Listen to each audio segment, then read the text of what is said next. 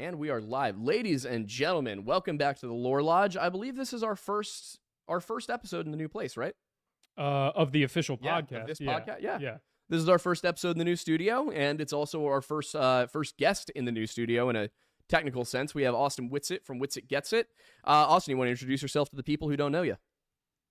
Yeah, my name's Austin. I, like you said, have a channel, Whitsitt Gets It. Pretty censored, but more so by way of shadow banning. But yeah, so I primarily talk about cosmology. Alternative cosmology is what I like to call it. And just bring up some stuff people haven't always heard of. And yeah, it's an interesting combo. Mm-hmm. All right. So, and I think a good place to start with these because it's, like really any school of thought. It seems like there is something of a there are sects. It seems like within your community, right? I've seen people say that the Flat Earth Society, for example, is a government-run psyop meant to trick people. I've seen some people who have very biblical opinions, and everything comes from a Bible perspective. Some people who are atheists, they're coming at everything from a cosmological, physical perspective. So, I mean, where do you fall on the spectrum? What are your beliefs? What about the Earth? Yeah, so I would describe the Earth as a stationary topographical plane, and specifically, I think it's inside of a giant torus field. Okay. I do believe in the scriptures. I think that they're super messed with. I'm not big into like dogma and religion and stuff. I think the truth is in the scriptures, but it's heavily messed with. And just to tell you, like, so the reason people think Flat Earth Society is kind of misinfo is because it says some crazy things. It says like the Earth's a disk flying up in space, and so most people, even flat earthers, think that's insane. Right. So they just kind of say that it's controlled op. And then, actually, I will also correct that there's really not very many atheists per se, because I guess if the Earth's in the center of the universe, the logical follow up is like, well, how to get there? Yeah, but I guess maybe yeah, that's atheist, kind of a general. Maybe atheist wasn't the right terminology, but people who don't ascribe to any particular religion. Yeah, absolutely, absolutely. That's probably majority, actually. Okay, so because that was what was very interesting to me was as I was looking at some of the early stuff, there's a lot of Bible references to it, and I mean, I'm just for full transparency, I am also a Christian. I'm a Methodist. Went to college for medieval studies and religious studies, so I'm I'm in the boat of being a Christian very much. But I perceive of the scriptures a little bit differently than a lot of the flat Earth people do. But I guess to kind of dig down a little bit deeper into it, when you say that we're on a stationary plane, I guess that invites some more questions, which would be what is outside of our perceivable zone of what we have, the Earth as we know it. Is it a expansive ice field that goes off in every direction? Is it unknown? Is it that we're floating in a void, but there's nothing beneath or above us? Yeah, so the official FE answer would be that we don't know what we don't know, basically, right? I think we've been told a lot of stuff like how old the universe is and stuff, so people just kind of expect to know things I don't think we can know. But I will say I default to the scriptures in a lot of the I don't know questions. The scriptures say there's waters above us and stuff like that. So there's a container. I will say most flat earthers do say there's some type of container, right? Because of the gas pressure here, there must be something containing it. Obviously, the mainstream model disagrees, but I don't really know, man, to be honest. I would say I do believe in scripture, so I default to them. I would say if you look at a bit Hebrew cosmology, it's a much different take. It's like heaven's literally right there. A creator's literally right there. Water's above, water's below, water's all around. So I do lean that way. I definitely don't debate that, though, right? That's not something I can verify. FE officially would say we don't know. All right. So it's kind of we don't think it's this, but we also don't know for sure what it is, I guess. Oh, hang on, we lost your audio. Is that on our end or his end? Sorry. It was probably me. Yeah. Okay. I actually coined the term falsification is independent of replacements. And so that's kind of like, I think the way that most flat earthers approach this, because like I could make up stories. I actually think I have pretty good ideas about what it could be to answer a lot of the questions, but I would like to be very clear and say this is speculation, man. I can't go below the earth. No one's been further than 8 miles. So anyone claiming to know what's below 8 miles is just guessing, right? Hmm. Whether it's a model or whatever. So FE is much more like, look, let's test what we can, and it doesn't really comport with what they said is going on, and that's where we are. Okay, gotcha. And so I guess the next logical step in terms of questions would be, some of the really early flat earthers, the Robotham, the Universal Zetetic Society, and then after that, the International Flat Earth Research Society, which was Samuel Shenton, and I believe Daniel Shenton of the modern Flat Earth Society is actually not related to him, but Samuel Shenton in the 1970s or the 1950s and 60s, and then after him, Charles, name's escaping me, Johnson. That sounds right. Yeah, after that for the International Flat Earth Research Society. They had some pretty discrete, explicit beliefs about certain things like where the sun and the moon are. So I guess my next question would be, in your flat Earth cosmology, where are the sun and the moon, and how big are they? I guess. Yeah, so like I said, I don't know the answer to either one of those things. We have an angular size of the sun, obviously, but how big the actual sun is, I have no idea. Mm-hmm. Again, I default to scripture as to what I personally think when it comes to things like in the heavens, right? I think that there's a firmament, there are layers to it, there's the night light, the daylight, there are Mm-hmm. stars further than the sun and moon, etc. But I will say the evidence shows pretty clearly that the sun we see is just an apparent position. So basically, each observer kind of has their own personal sun. And even in the globe model, right? Oftentimes the sun isn't actually where you see it. So really, regardless of what you think of the Earth, what we see in the sky isn't always what it's made out to be. Yeah, they make claims like 3,300 miles and Yeah. 33 miles wide. I don't make those claims at all. I don't think we know the actual position. The evidence shows that we couldn't possibly know those things. So I kind of stay away from like making definitive claims about the sky. That's what got us in this mess. All right. I think I can respect that a lot more than some of the other stuff I've come across. I can tell you that. When I read the 3,000 miles and 32 miles wide, I was like, okay, that seems like a lot for somebody to believe based on when they said it and what their reasoning was. Yeah. Also seems oddly specific Yeah. for, the level of instrumentation that they probably used to do that, which is, not to undermine, amateur attempts at, astronomy, but if you're working with what you have as a non-professional scientist, your opportunities and resources are only so limited. Yeah. So I guess the next one I would have then is where does the sun, where it, like, as an object, obviously it's producing light. What is its movement pattern? So it appears to move in a circle over top of the Earth. It just Mhm. moves in a giant circle. And throughout the year, it moves in and out closer and further away from the center. That's what gives us seasons. That's what gives us the analemma. Mhm. So from a flat Earth position, the sun is just changing its position over the Earth throughout the year at an angle. Mhm. And the globe model would say, well, it looks like it's doing that because we're tilted Mhm. and we're actually flying through space, making the sun look like it's moving throughout the year. Whereas Mhm. the flat Earth would say it just moves out the year.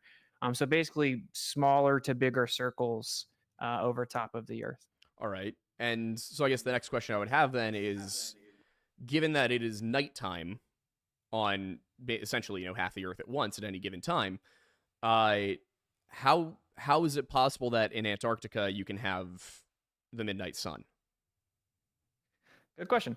So I openly and readily admit that if you have the midnight sun, the 24-hour sun in Antarctica, that would be an issue for flat Earth. Mhm. It's not an issue in the north, right? Because Yeah. the sun's just in the north, and we have hundreds of individual private amateur videos of that. Mhm. 24-hour sunlight also wouldn't be a problem for flat Earth.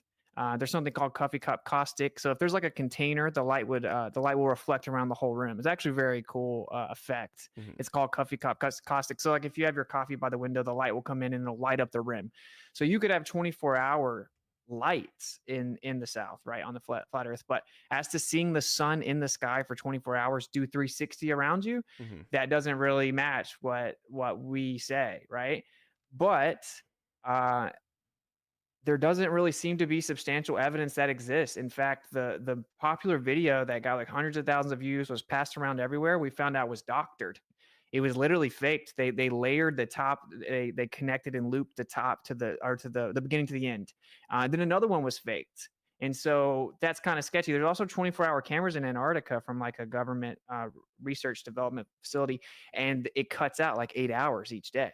It's supposed to be 24 hours, and we contacted them. They said they don't have the bandwidth to do the full 24 hours. So there's a reoccurring theme that when it comes to verifying that the sun's in the sky for 24 hours in the south, it's not the case. And one more thing, I know someone that used to work for NASA actually, and he was stationed in Antarctica for 6 months. Now this is anecdotal, obviously, but he did work for NASA verifiably, and he said he never saw the sun for 24 hours. So that's kind of the answer to that. I don't even claim to have an answer as to why you would see that on a flat Earth. I don't think you would. I think you would see it set, and I think you would have daylight. And so yeah, as you know, I'm sure we can't really privately and freely explore there too easily. Hasn't there been somebody offering that for several years now, though, to do a guided tour across like to the South Pole? So that's some more claims. This is what's so interesting about this too, because this always happens. So one guy offered to do it, and a bunch of flyers were going to go. A bunch of money got raised up, and he stole the money and dipped out. Then another guy claimed that he was a pilot and he would fly flat earthers there. And so we contacted him, was like, let's do it. And he's like, oh no, I'm not going to tell you the charter. I'm not going to do it. Whatever. He even raised money. But when we contacted him behind the scenes, he's like, no, I'm not actually going to fly it. I'm not going to tell you what plane that I work for or anything like that. So it's kind of like a show. There's someone doing it now again, right? Playing that, acting like they're going to bring us down there and pay for one flat earther. But we've already caught them in like 5 or 6 lies. So long story short, I want to go. I definitely want to go. But I also don't want to go in some like sketchy circumstances or with people that are stealing money from anyone, right? It has to be fully transparent and stuff like that. So long story short, the history of that has been pretty suspect so far. All right. So I do have a couple of questions about some of what was said then, which I guess the first and foremost would be when you say that the video of the sun never setting in Antarctica, when you say it's doctored, it's looped, what do you mean? Yeah, so there's 2 really popular ones. One has a little watch, so it kind of shows the time, and that's the second one. The other one, it just has mountains with snow, and it shows the sun. It tracks the sun. So at the beginning of the video, you see clouds come over the sun. Then it starts to do a 360. When it comes back, it takes those beginning frames and puts it at the end, as if it was a full 24 hours.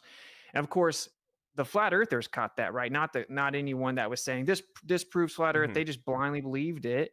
We looked at it a little closer, and it wasn't the case. They since came out and admitted that they did in fact layer the like, basically they put the first part of the video at the end to loop it around to complete the 24 hours. They have come out and admitted that, but only after we caught it. And this was the #1 video shared everywhere to disprove flat earth. There's another one where there's a watch, and the sun disappears. The sun actually disappears for quite a bit of the frame. So, well, so I guess I'm still a little confused. Like, at what point in the video did they layer in the beginning part?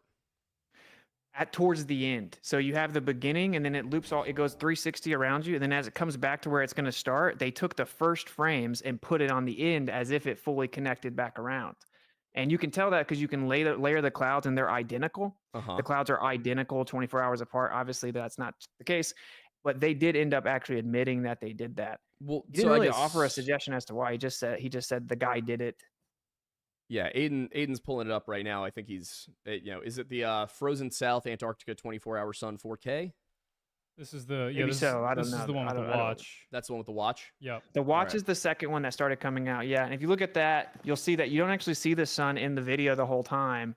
It's blocked by clouds, and it looks like it could have clearly just set. There was some daylight for sure. Yeah, so you don't even see the sun the whole time in that one, and the sun looks highly suspect. And if you look closely, you see the layer, the words in the video there. You'll see the words are actually behind the mountain, right? Which means the video has to be layered.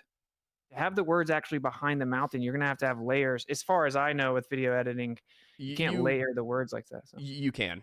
It's Aiden can attest to this. He has a film degree from NYU. But yep. So real quick, I can pull that up in a second. Sure, so what's the specific element of the conversation, just so I can properly hear it and respond correctly? Yeah. So you see, the last point I made was if you look at the video, you'll see it says like north or south or whatever. And if you look at the words, they are layered behind the mountains.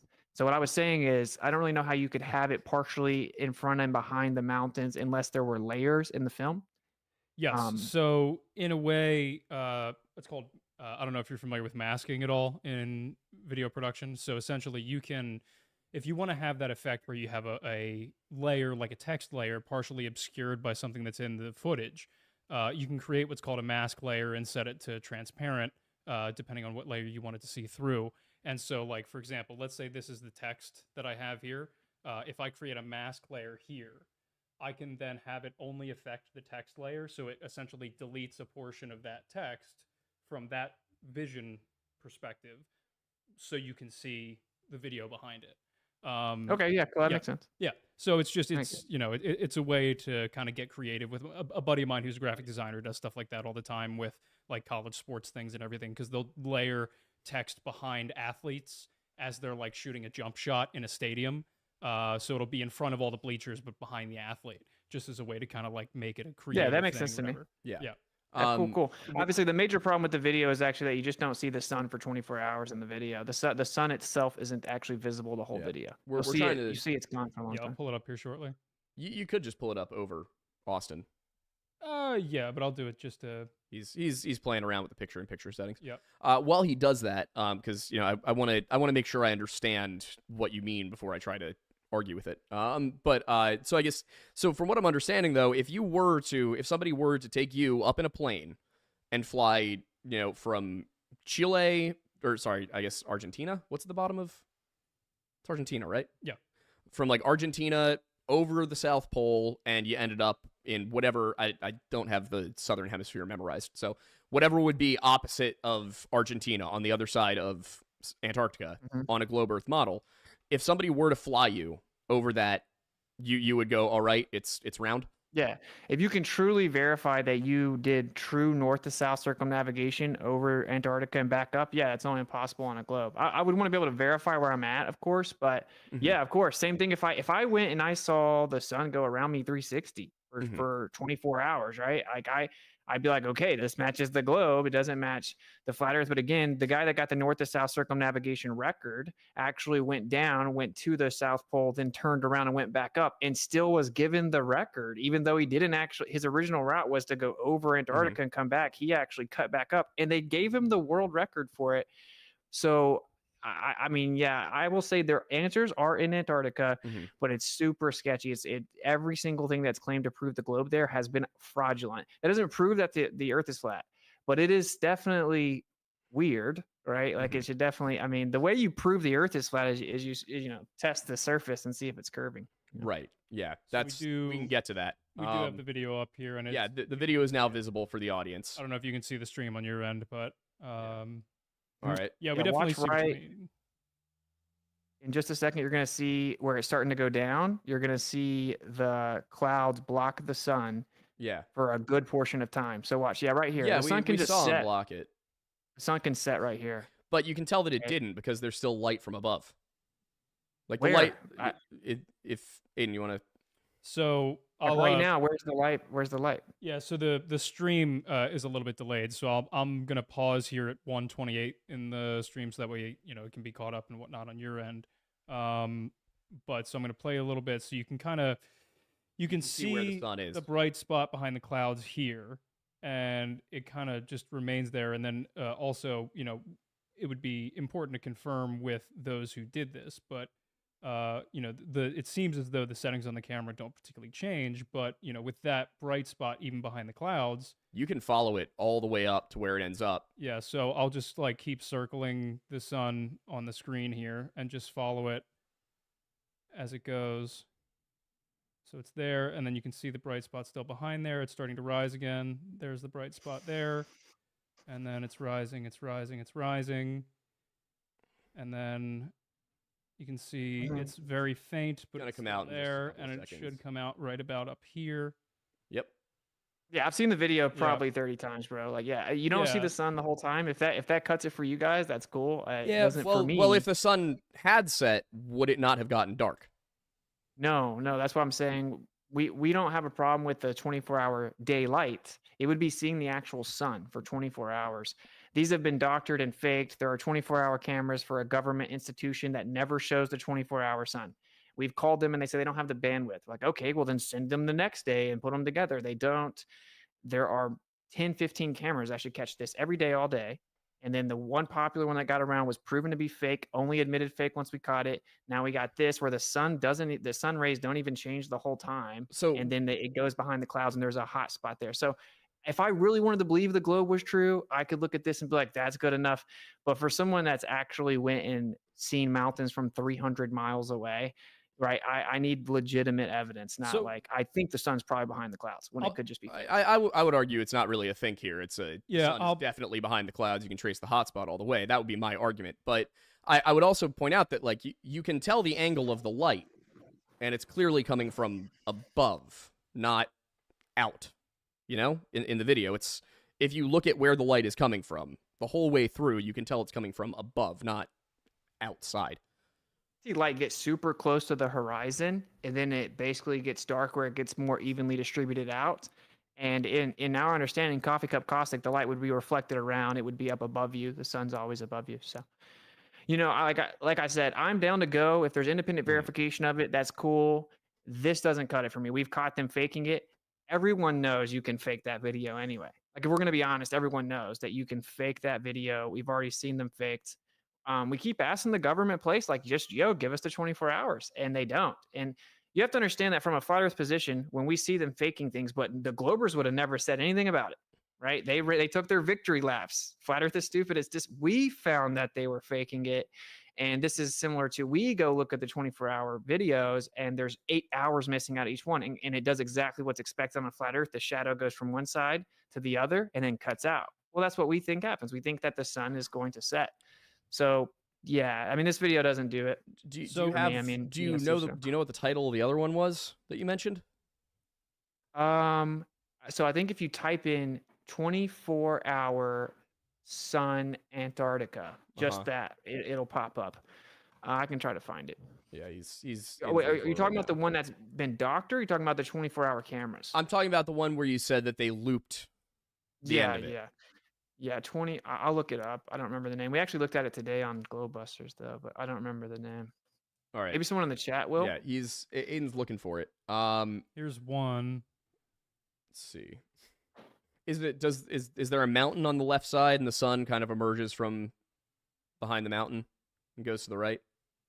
There is a mountain. Is it the one you should be able to see it in just a second if you have the stream up? Is it the one that's on the screen right now?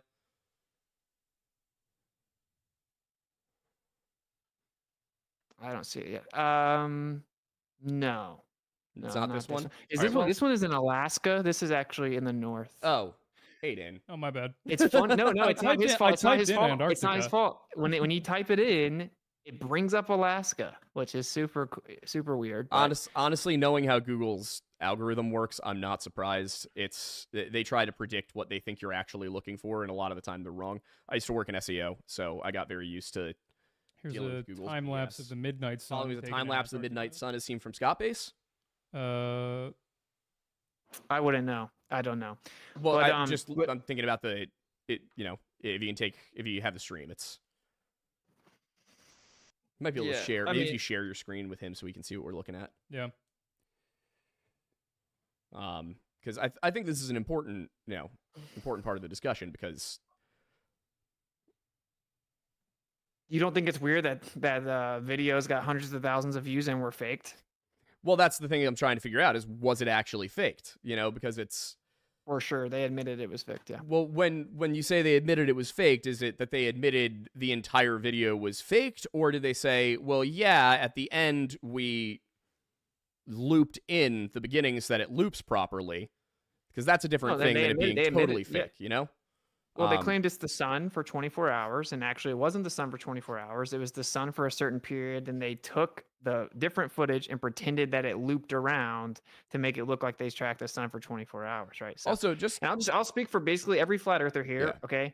They're going to be very frustrated that I'm like even really pretending this would do something, because it's been faked. We can't independently verify it, right? The evidence would be test the surface of the earth. Is it curving? Can we prove that the earth is moving? Because of those things, that's why we aren't going to like believe footage that can be doctored. mhm. Although I am on your side in the sense that some flat earthers, I would go. I Yeah. would go. I'd happily say, look, this is weird. Like I would admit, look, this matches the globe. But unless I can go or someone I truly trust goes, at this point, too much has been doctored and faked. There should be thousands of them. We have government stations down there that have 24-hour cameras. We should be able to just go look at it all the time. Mhm. Shouldn't even be a discussion. We shouldn't be scouring YouTube to find them. They should just be readily available, and they're not, and that's weird, bro. Yeah, I can agree with you that like it would be nice if they were more readily available. I wish they would do that kind of thing. I don't know why. There's a number of reasons they might not that have to do with like national security, I guess. But we're not exactly the most trusting of the government here either. No, so definitely not. Either way, Definitely hiding something in Antarctica, right? we're struggling to find the video. I would totally believe they're hiding something in Antarctica. I don't think it's an ice wall. I think it's yeah. I like if the Earth wasn't flat, they're still hiding something in Antarctica. Like they're doing stuff they don't want you to know about. Whatever, right? Like they're definitely hiding something. We have officially reached common ground. Yeah, there we go. Also, Well, just to address to address chat really quickly, when I said I work in SEO, I was actually agreeing with you. I was on your side there. Like, that's not something to make fun of me for. I was saying, yeah, Google has a funky algorithm, and sometimes they mess with you. Yeah, I'm on. Stop assuming everybody is your enemy about literally everything because it makes you look stupid. Not you, Austin. Whoever said that in chat. Oh, yeah. People get extra on both sides of this. Yeah. It's moot. But anyway, we're struggling to find the specific video you're talking about. So maybe if somebody in chat finds it, they can send it to one of the mods or something. It used to pop right up at the top, bro. But like I said, we found out it was fake. I mean, what do you think about the overarching idea? Because you put heliocentrism here. Have you guys ever maybe looked into that? You guys ever looked into the geocentrism thing? In what sense? Obviously this doesn't mean the Earth is flat or a globe, right? We're talking about like if it's moving or if it's in the center of the universe. Yeah, there's a good documentary called The Principle that breaks it all down, but most people don't know. And this is one of the main reasons I do this, is almost no one knows this, and this is just a fact. According to the mainstream model, everything that we see in the universe is identical to what we would see if the Earth was in the center of the universe. And the model says, but that's because it's an illusion created by the fact that space accelerates and expands in all directions and makes it look like we're in the center. And most people think that it's like a proven fact that we move around the sun and the solar system's real. That isn't true, though. Retrograde, movement of the planets, stellar aberration, everything, there's what's called a kinematic equivalence. So to me, I think that's kind of misleading that they didn't tell us that, right? They told us that it was a scientific fact. You're taught the solar system when you're like 7. And it is not. I mean, you can, Stephen Hawking, Albert Einstein, you name it. They'll tell you, oh, the Earth could be in the center. I philosophically think it's more likely that it's not. And that's fine. But like, they should have told us that, don't you? Because you agree that it, like, even an atheist will step back and be like, wait a minute, maybe there is a creator. If the Earth's in the center of the whole universe, it's kind of hard to say that's random. So I think that's significant part to start at, in my opinion. Okay. I can see where you're coming from on that with, I'm at no point going to argue with you about the quality of modern education. That's... I'm a historian by training and by trade even. I mostly now do investigative journalism of missing persons cases, but like I am a trained historian. That's what I went to college for. And looking at the way history alone is taught at the grade school level, it is, you're not being taught history, you're being taught a narrative. Teaching history is, here's the primary source documents, here's what they say, here's how we combine them all together and look at the archaeological record and try and come up with that narrative that is then taught in the schools. Because, when you go to school to be a teacher, you don't go to school for a subject and then become an expert in it and then they send you out into the world with a lesson plan. They teach you how to teach, and then other people develop the lesson plan. And there's actually like entire national agencies that work on this that get they get professors and high school teachers and everybody together, and they say, all right, let's talk about, how do we teach this? What does everybody need to know? And, how do we temper it so that the high school level can understand it and it doesn't break their brains? Because honestly, if you study history for a living and you study it broadly, it breaks your brain. Like there are so many things that have happened that trying to connect them all together and understand everything will lead you to some weird places if you're not like well trained in it. So even you can't give that to high schoolers. Even just something as funny as like everybody having that sudden realization that, what was it, the was it the fax machine, Abraham Lincoln, and samurais all existed Yeah. at the same time? And it's like, that's just one of those nice little things where it's like, yeah, historically that's accurate, but like feasibly, they all seem like such drastically different things that they should not belong in the same moment on Exactly. a time scale. Yeah. So I'm with you guys on that. Well, and we have some more middle ground. yeah, I figured we would. Yeah, I watched there's them. more narrative in the education, but like, this is the thing, man. I've been super centered for this conversation, and I would hope that's more middle ground that we have. If, say, for example, flat Earth is so stupid, the best thing to do would be to put it in front of everyone Mhm. and get it out of here, right? Yeah. And censoring it is not cool. And when they control how you speak, they control how you think, because you have to think to formulate words, right? And that's why it's the First Amendment. It's the most important thing. So all that to be said, that is one of the reasons FE is going nowhere. Is it seems like almost everyone that argues against it's misinformed. The mainstream misrepresents it, and the preponderance of evidence suggests that we were being misled. So like, and this is you. I remember we were saying maybe we'll get to 8 or not. Really, there's so much to talk about, bro. Right, that we don't have enough time in the day. Yeah, I'm sure. But I'm sure there's a lot. I we will could just go say into. I will say this: we proved that the Earth is not moving in 1887 in something called Michelson-Morley. And the mainstream will tell you, no, that just disproved the ether.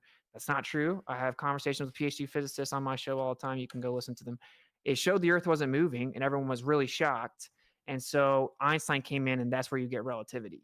And it changed all of physics. So we had an option: either keep physics the way it was or change everything about physics and keep the Earth moving around the sun. They obviously did the latter. And they said that time slowed down and that the apparatus contracted, but it'll look like it's the same time and it'll look like it's the same size. So it'll trick you into thinking the Earth's not moving.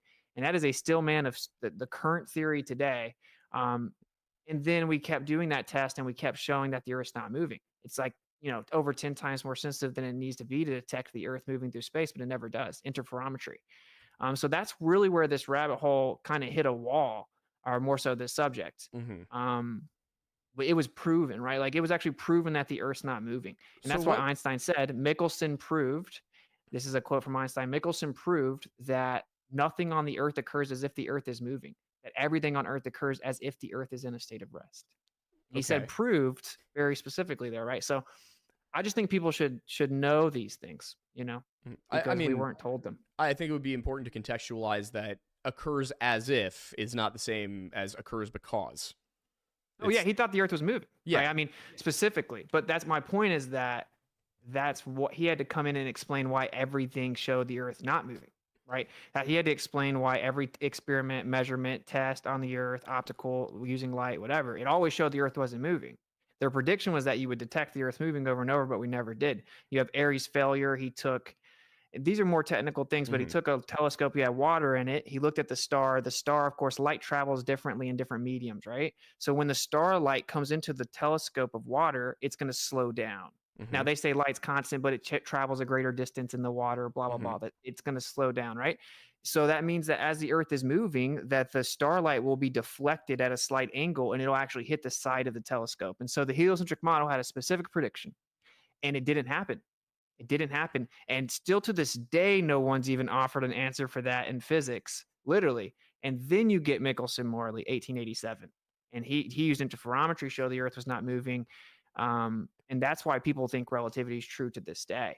So people should know that. People should know that there's something called a kinematic equivalence. And it says that you can't prove that the Earth is moving. Everything is going to appear that the Earth is not moving. And then I'll not rant too much, but what's interesting is, so they did put a Band-Aid on there and they kept it, right? They're like, well, time slows down and tricks you and whatever. It's called time dilation, length contraction. But then you get to Edwin Hubble. We got giant telescopes for the first time ever. We looked out further into space and we saw that everything in the universe moves around the Earth. Everything. Every distant galaxy, as far as we can see, moves in relation to the Earth. No one expected that. And so did they say, oh, maybe the Earth is in the center because that's what we see? No, once again, they made up a new story that it's an illusion and we're not really in the center, but everything's expanding and accelerating and creating the illusion. So there's this reoccurring theme here, right? Where they're just making up unfalsifiable claims to dismiss the evidence, but then they lied to us. They lied to us. They did not tell us this in school. So I know that was a lot, so whatever you guys want to say. Sorry, thanks for letting Yeah, me no, get that all out. you're fine. I mean, I don't feel like there's no point in just, like, cutting each other off constantly. Yeah. So there are some questions that I do have about that, but there were some other things I wanted to get to, before, because we do plan on going to a Q&A session. But honestly, if the discussion continues going, and there aren't enough questions, then we'll probably just continue the discussion for the last half hour of the show at 8, 8 to 9, or 8 to 8:30. But I wanted to, move past that for a little bit, because the one thing that you have kept saying is that the government is lying about it. And I will not argue about the government lying, because the government does lie about things all the time, constantly. And even things that actually don't really matter. It's rather incredible. But the question I would have then is, the US government has only existed in its current form even since, what, 1793? 1797, one of those two? Something like that. I think it's 93. Yeah, and then I think Bill of Rights was 97 or something like that. But so the US government obviously has only been around less than 300 years. So who's behind the lie? Yeah, that's a good question. So I will say flat Earth was actually still even being taught in America in the 1900s in certain places. Wait, It wasn't hang on. necessarily When you say that, what do you mean? There were certain schools that still taught like a geocentric flat Earth. There are articles about it you can find in the early 1900s. Which schools? Like colleges, elementary schools? Elementary, like more primary up to high school ages. Okay, I'm gonna have to. School was a bit different actually back then, but I'm aware. Yeah. You can look up newspaper articles, but it doesn't really matter. I mean, I will go ahead and tell you, it was more popularly held that it was a globe, right? Mhm. For sure. But if you look, I guess to answer your question directly as to who's lying, I think almost no one's consciously lying. There are some people, right? There are some people. The government is not letting us go out past 60th south latitude. That's what I mean by the government's lying. The government's hiding what's past the 60th south latitude, and they went there in 1946, Operation High Jump, and that's after we brought the Nazis over here in 1945, Operation Paperclip, and then we came back and founded NASA and signed the Antarctic Treaty within 1 year of each other in 1958 and 1959. That's after Operation Deep Freeze, where we founded Little America and Antarctica there. So that's the government's direct contribution at this point, is they monitor the north and south quote unquote poles and don't let free and private exploration take place. But really, I mean, it's kind of a misnomer. People think that the globe was proven 2,000 years ago and stuff like that. That's what Wikipedia will tell you. That is not true. Even if you believe the story of the Greek guy, which Eratosthenes, and speaking of primary documentation, none exists of that story whatsoever. Only two secondary sources do, and they contradict each other. But it doesn't matter. You can still do it today. The point is, they were a minority, even in Greece, and the world did not think that. So in 1800s, it was popularly held that the Earth was stationary and flat in China. A Jesuit priest actually came and kind of brought them the globe, and that was more of the conversion point. So just to address kind of the misnomer, people have thought the Earth was like a globe flying through space for thousands of years. That isn't actually true. And then as to who's lying, I mean, you know how the government works, bro. Like, you're compartmentalized. You just do your job, right? Almost no one has to be consciously lying. True, but I think there's a massive misconception in your argument, which is that people in the Western world, and what you might call the Christian world, at least, to use historical terminology, 100% believed the Earth was round 300 years ago, 500 years ago, 1,000 years ago. That's not really up for debate. That's well recorded. So I'm kind of confused where you're getting that belief, because it's not just Eratosthenes. Eratosthenes was the one who proved it. And we don't have you're right, we don't have an exact primary source in Eratosthenes. We have, I believe it's Archimedes, and Cleomedes. Cleomedes actually produced his own copy of the experiment, and it worked. It was a more simplified version that wasn't as accurate as Eratosthenes. But I would argue that saying it was Eratosthenes that was first is the issue. So I guess where would you put it? Where, like, the first mention of it? Good question. Yeah, I'm very skeptical of history, right? And so I don't know. I think that we have a very specific way we determine historicity, and it's try to get the primary source or get hostile witnesses, corroborative, archaeological, anthropological evidence, blah, blah, blah. I grant the story because it doesn't matter. I grant the Eratosthenes story, any replications doesn't matter. Like you said, they proved it. Google will say that it proved it. That isn't true, though. right? Like even Michelle Thaler and Neil deGrasse Tyson, Michelle Thaler works at NASA. They did a Big Think video where they accurately describe this, somewhat accurately. They admit that it wouldn't prove the Earth's a globe by just putting two sticks and looking at the shadows. And the reason is because if the sun is closer, then you're going Hmm. to get divergent rays that are going to give you different shadow angles. And what they assume was that the sun's super far away, so you're going Hmm. to have parallel rays, and so then you get the difference in angles because the Earth is curved, right? And so they had assumed the Earth's a sphere, assumed the sun's super far away with parallel rays, and then he did the math. And so more accurately, he came up with the circumference of if you assume the Earth's a globe and you assume the sun is super far away. He wasn't correct about the distance as to what they claim now, right? But he assumed it was so far away that the rays were parallel. Well, If so you assume spherical trig, you can get a circumference. He was a little off, but anyway, he didn't prove it. You can do the same thing on a flat Earth, and well, we've shown that. there. Okay, there's a few things that I would want to address there. So I think the first one would be that it's not. He's definitely not the first one. It was the implication based on what we do know about this time period is that it was probably Pythagoras or one of his students that first came up with the idea the Earth was a sphere. We know this because it doesn't actually appear in Greece at all, as in recorded history, until Plato. Plato brings this over from southern Italy after he had studied at a Pythagorean academy. He brings it over from Italy, and then he starts teaching it in his academy. We don't have any record of, what his explanation was, but what we do have is Aristotle, who came to the conclusion that the Earth must be a sphere because if you are in Greece, if you're in Athens, then there are stars you can see from Athens, or sorry, there are stars you can see in Egypt that you cannot see from Athens. Yeah, So that and was ships, yeah, ships over the horizon. ships over Yeah. the horizon. Another one actually comes from Herodotus. It's unclear if it's a true story or not. It's something that he claims to have heard. We're not sure about if it actually happened, but he claims it did. And the way in which he actually claims it didn't. He's like, we heard this story from Egypt. We think it's BS because obviously the sun couldn't ever possibly be on your right while you're sailing west. That's impossible.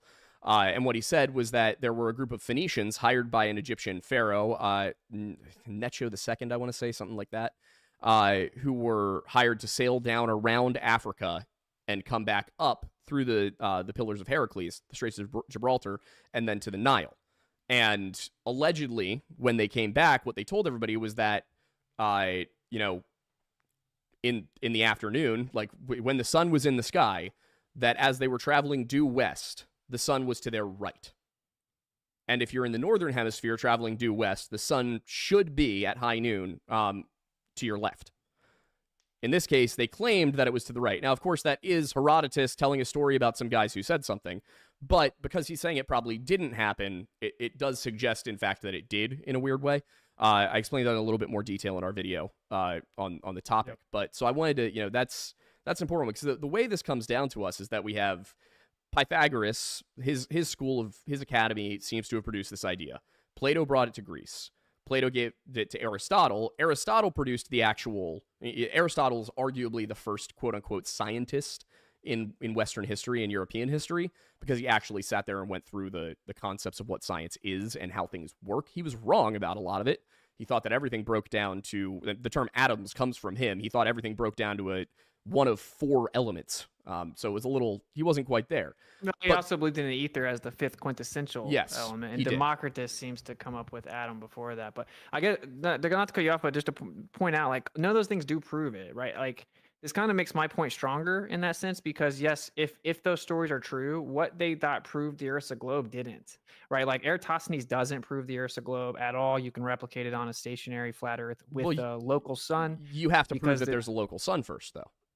Well, that's what we actually observe, right? The claim is that what we observe is the illusion of divergent rays, and it is true that perspective can cause that, and we do see that there's some perspective effects, but we observe divergent rays that center onto the sun. The claim is that they're actually parallel, so you would have to prove that, right? I mean, what we see is a local light source. We see it get warmer when the sun's closer to us. We see it get dark as the sun moves away, and it gets cooler. Like what we observe is that there's a local light source. And then we talk about like it was more of an ontological premise, really. So it was like they thought the sphere was like the perfect shape.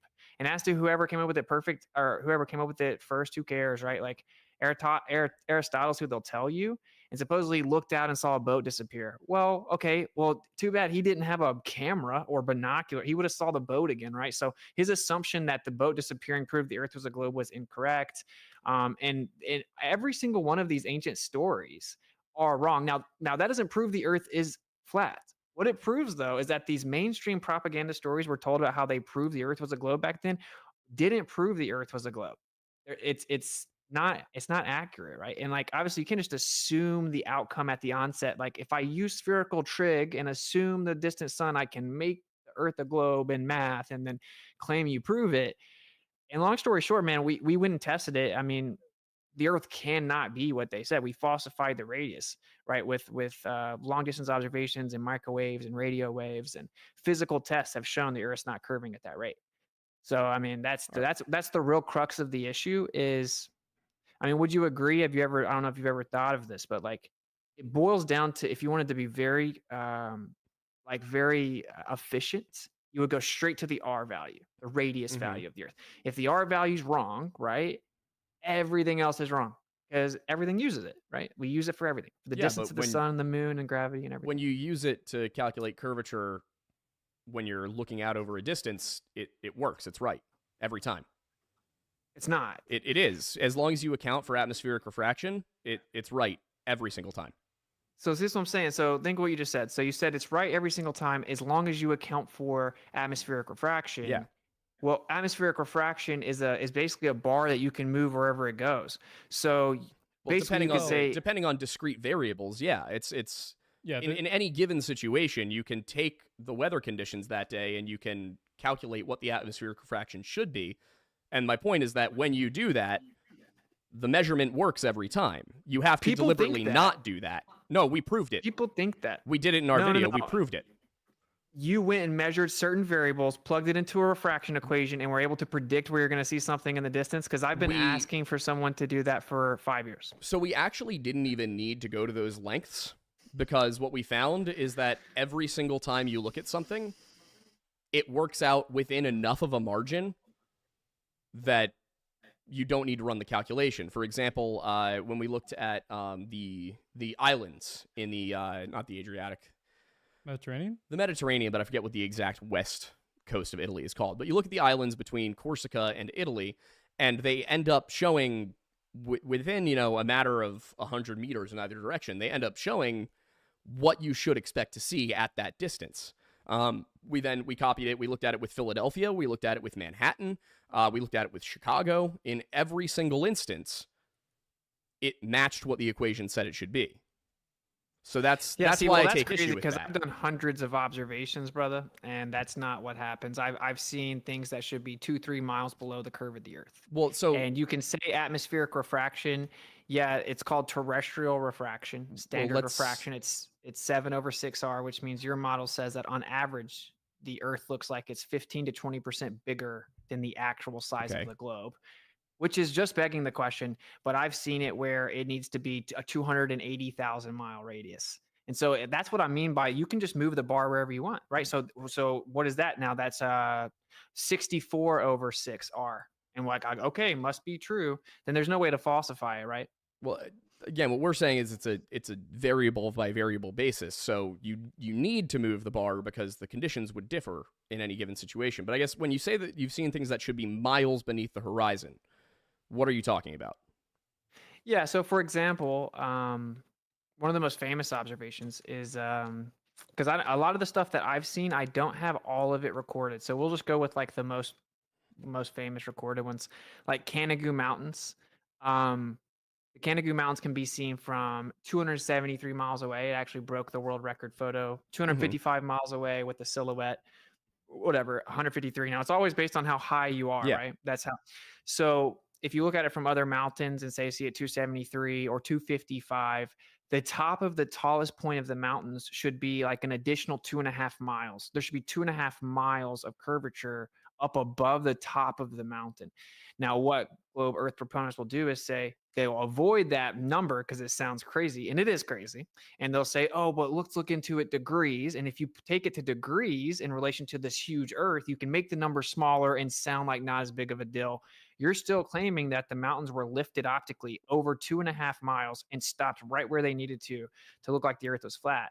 And I'll tell you, you should look into this. There's an observation in Canada, and it happens 2 times a year, right? In February and in September. And so, based on where the sun sets, we know that the sun's going to set behind the mountains on those days, right? Because the sun changes throughout the year, right, with its ecliptic path. And when the sun sets, so you won't see Canada, but then the sun sets behind it, and you can see it, right? Because it backlights the mountain, and now you see the silhouette of it. And you can see these mountains predictably on these very exact days that the sun's going to set behind it, and it's should be miles below Earth curvature. So And what you have to claim is that it's refraction that we can coincidentally predict, and it's a silhouette, which is the absence of light, right? It's an absence of light. We said this was how many miles? So one of the videos is 153 miles from, I think, 1,000 feet up.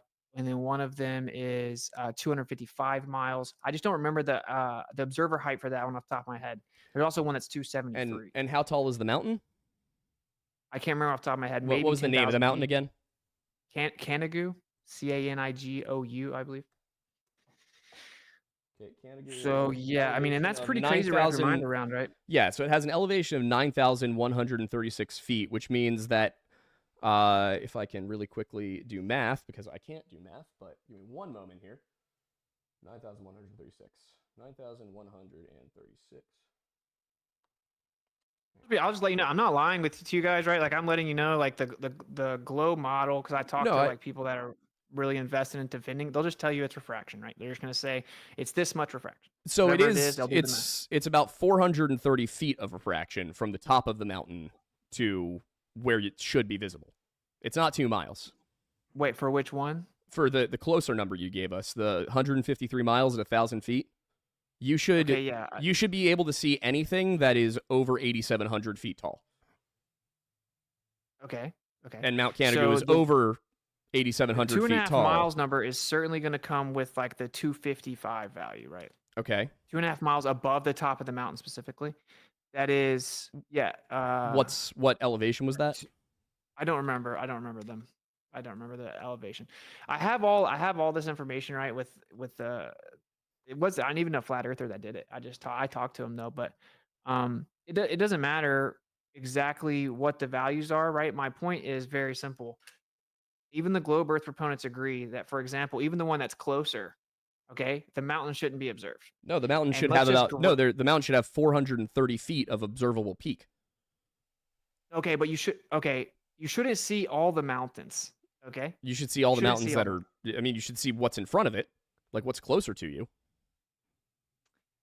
You shouldn't be able to see. You shouldn't be able to see the very base of the mountain. No, not at all. But you should be able to see the top 430 feet. So that's why I'm trying to find this. How tall? And you said the mountain was 9,000 feet. So it's 400 out of 9,000 is you barely see the tip at all. Now I'm actually that's with the no numbers refraction. out there off the top.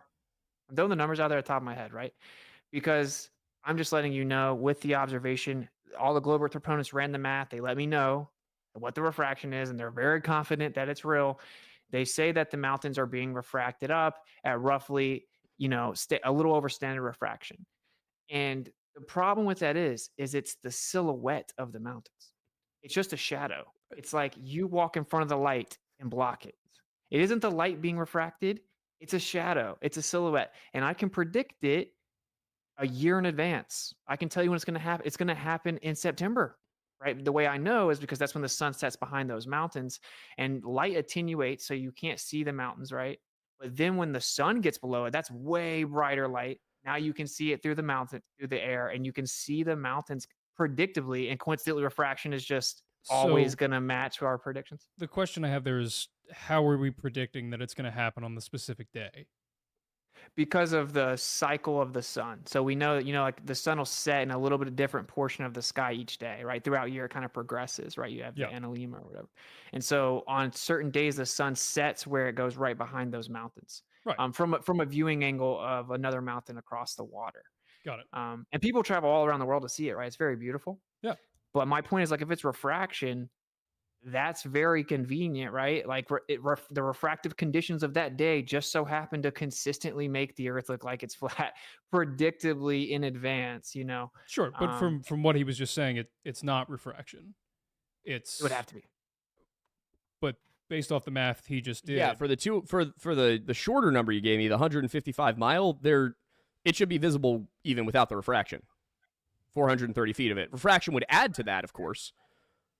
But Okay, yeah. the So top of the mountain should absolutely be visible. you can see way more than just the top of the mountain, and we have the observations. I need to know what the picture is. Like, I didn't know what to look for. Yeah, like I said, I'll send them all to you. They're actually videos. Yeah, A lot of them are if you even could videos. give the location and the date and the time of when the videos were taken, because then we can get the atmospheric conditions of it, we should be able to calculate the amount of refraction that would be existing in that, portion. Yeah, let me see if space. actually my Telegram can help me out here. That'd be great. I Okay, found let's see. the actual numbers, so. But yeah, and like I'm not trying to pull a fast one on you guys. I'm just letting No, you I know, know. like No, you're good. Globe Earth I model like this. for sure. I talk to people that are like, like obsessed with proving the globe. Trust me, and like I think truth doesn't fear investigation. I try to still man the globe. The still man of the globe in this, whatever the values are exactly, for sure, is that the mountains were refracted around the globe in all three of the scenarios. And So one you can thing, believe that if you Well, want the to. only my issue is that the only example you've given us turned out to match what we said. No. You gave us We see 100. way more The only than- numbers you gave us match what we said they would say. You're saying that you'd still see 400 feet of the 430 curve, and I'm feet. just I'm spitballing the numbers. Like imagine adding like 15 more miles. When I'm just kind of guessing the 400 number. feet of the mountain. But it doesn't even matter. Like 400 feet of the mountain of a 9,000 foot mountain is not a large percentage. So you're just going to see like the peak of the tallest part of those mountains. Canigou, the tallest mountain, is around 9,000 feet, right? Which means you're not going to see all the other mountains around them. You're just going to see the top 400 feet of the tallest mountain. That's not what we see in the observation. We see the sunset behind an entire range of mountains, and you see much more than just the peak of it. And the official globe position is that the mountain's being refracted up. And sometimes it's seen, for sure, sometimes it's seen where the entire mountain should be below the horizon. And like, it's okay. Like I said, they claim it's standard refraction. It bends around the globe and just the rate matches the globe or whatever. But to me, like, let's just use some common sense. You can book a flight right now for September. And as long as it's not super cloudy, you can go look at the mountains set behind Canigou and you can reliably see them from behind the curve. And to me, it's absurd to think that the refraction is just so happen to consistently show us what looks like the Earth is flat, and then lifts the mountains just enough and then stops. But if the to Earth be right in front of us like it's flat. I mean, But that's if the Earth insane to me. was flat, then you would be able to see it, what you're describing, every day of the year. That isn't true though. So think about this. So even in the globe model, right? So if we think about it from a globe paradigm, you can't see the mountains until the sun sets behind them, right? So Wait, what? you can't see the mountains typically on these days. You can't even see the mountains until the sun gets behind them, because when the sun creates the silhouette, you can see the mountains, but before that, you can't even see them. The reason is because light gets absorbed into the air, to the atmosphere, right? So like it's called attenuation. So it's just kind of like how if it's foggy, you can't see as far as if it isn't, right? So the light's going to get absorbed into the medium, and it doesn't make it to where you can see the mountains. It's not resolvable information anymore. The sun is so bright though, right? So when the sun gets behind it, it adds all this new information, like way brighter light, and it can make it through the attenuation of the atmos. And whether it's globe or flat, both explanations are the same there. Because like obviously if we can't see on the globe until the sun gets behind it, the same thing is happening, right? Well, like the light's being attenuated. Just really quickly, that confuses me because as the sun reaches lower in the horizon, it has to go through more atmosphere, which would then cause more attenuation. And so, I mean, I understand what you're saying here. To me, it sounds less like the light would get more intense because that's not what would happen. It sounds more like because of the absence of the light behind the shadow of the mountain, it's a lot more visible because you're dealing with sunlight and attenuation versus no sunlight at all. It makes it easier to see it because of that. But I don't understand how it would be the opposite scenario, considering, on either model, as the sun is dipping towards the horizon, there is more atmosphere that it has to go through. Yeah, that's a good point. You have to think about it though, right? So the light when we just look out and we see the mountains, the light is reflecting off the sun's coming to the mountains, then reflecting to us, right? So by the time it reflects and gets like diffused reflections off the mountains, it comes to us, it's decreased in like magnitude a lot, right? Like the strength of the light has gotten a lot less by coming down, the sunlight's coming down, reflecting off the mountain and then back to us so we can see it. In this scenario, the sun is in our direct line of sight behind the mountain. So we're seeing the actual source of light as opposed to the reflection of the light. So it's way stronger. And yes, it's in the dense part of the atmos, but the light always is, right? Like in this scenario, we're looking at the mountains through the most dense part of the atmos anyway. So it's just that it's a line of sight with the sun as opposed to it being up here and reflecting back down. And like I said, this is the same on both models because you can't see the mountain until the sun gets below it. And the reason I brought that up though was to kind of address your idea of like, well, shouldn't we always see them if the Earth is flat? Most people don't really think about or know about this, right? It's called attenuation of light. It exists on both models.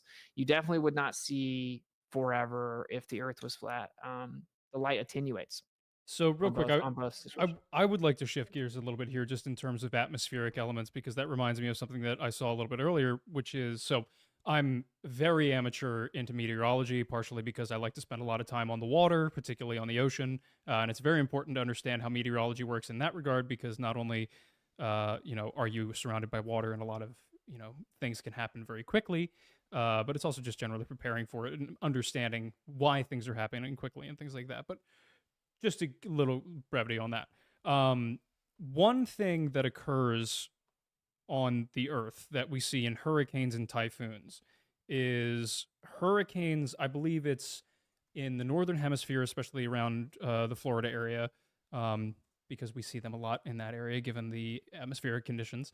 They spin, I believe, clockwise in the northern hemisphere, whereas typhoons in the southern hemisphere, which are it's another name for the same weather event, spins counterclockwise. And the globe model attributes that to the Coriolis effect, which is due to the Earth as a globe being, spinning on its axis, and the equator being slightly larger, things like that. All those little details taken into account, because of the way that the spin affects the atmosphere, it causes a divergence in atmospheric conditions based on its direction and distance from the equator. And that causes the varying rotation that is consistent in the northern and southern hemisphere of these large weather systems. So, is there any flat Earth argument to explain that phenomenon? Yeah. Yeah. So it's important to understand the variables from the other side. So we can lay this out. I'll do it pretty quickly. So, like, for example, the spin of the Earth, right, is actually the spin of the universe, right? The sky spins instead of the Earth spinning, right? So this generates real inertial forces. So you will have like forces generated if the whole like sky spinning around you, right? So to keep that in mind. Also, you have the sun. If we're tilted, you mentioned the tilt, right? So we're on a tilted axis in the globe model. On a flat Earth model, the sun is just at an angle, right? So the sun itself is at an angle and the Earth is horizontal. And then the globe says, well, it looks like the sun's at an angle because we're tilted. So you keep that in mind. It seems like as the sun moves in and out and in its angular relationship to the Earth, that it's like the flow, the energy flow from the sun can directly affect the Earth at the angle at which it has an ecliptic path over top of us. And when it comes to the overall rotation of the universe, I don't want to get too technical, right? But that generates like inertial forces. So you would have centrifugal forces, right, with the angular momentum of the universe spinning around. And then you would have Coriolis forces. So not to be confused with the globe version of Coriolis, which is an apparent deflection because the Earth is supposedly spinning, but an actual Coriolis force, which would be twice the magnitude, which would create an inward force. And then you would have, people call them Euler forces with satellites and stuff. We won't get into that. But long story short, there are real forces generated on a stationary Earth as the sky spins around it the stars in the sky, and the sky spins around it, creating real forces. The sun's at an angle, and it has real forces as well that are going to interact with us in relation to that. That's going to give you all of the weather patterns that we have. And then the globe interprets it through the lens of, oh, well, the reason there's a tilt is because we're tilted, right? The reason that there's a spin is because we're spinning. And so they just attribute the effects to something different. Does that make sense? Yeah, it does. I do have one other question in thought. Okay. It's similar to this. So I want to get a preface of your understanding before I ask the question. So in terms of the atmosphere, since we're on that topic, how does that separate in your version of the flat Earth model from ground to atmosphere to space of the universe? Because I just, I want to clarify that before I ask my question. Yeah, good question. Like basically, how do you have a gradient? Yes. Yeah, so obviously we would say that the antecedent to gas pressure is a physical container. The globe kind of claims, well, no, it's not true. Ours is gravity or whatever. And it would kind of be the one exception. We can't replicate it, whatever. Special pleading is what I would say. But long story short, so I would say gradient is change in pressure, right? And so that's delta X. And so you need X to have the delta X. So you need the gas pressure to have a change in the first place. I would say that's our argument. Most people kind of divert to gradient. Not saying you're doing that. Obviously, you're just asking a question. So anyway, I would say that we have, for one, it's relative density layers, right? Obviously on its base. So like they sort out based on density. And so then the question would be like, well, what is density? What gives something density? What gives something weight? And these are good questions. I could answer them all. Density is compactness of matter. So there's an electrostatic bond that holds them together. Weight is mass times gravity. So that's volume and density times the fact that things fall down at an average. All electric. So I don't want to get too in the weeds. Quickly I would like to. There was one thing you said that stuck out to me, which was the density issue. So, if density is ultimately what causes things to fall, then theoretically, things that are different densities should always fall at different rates, right? No. So to clarify, I'm not even saying that things only fall because of density.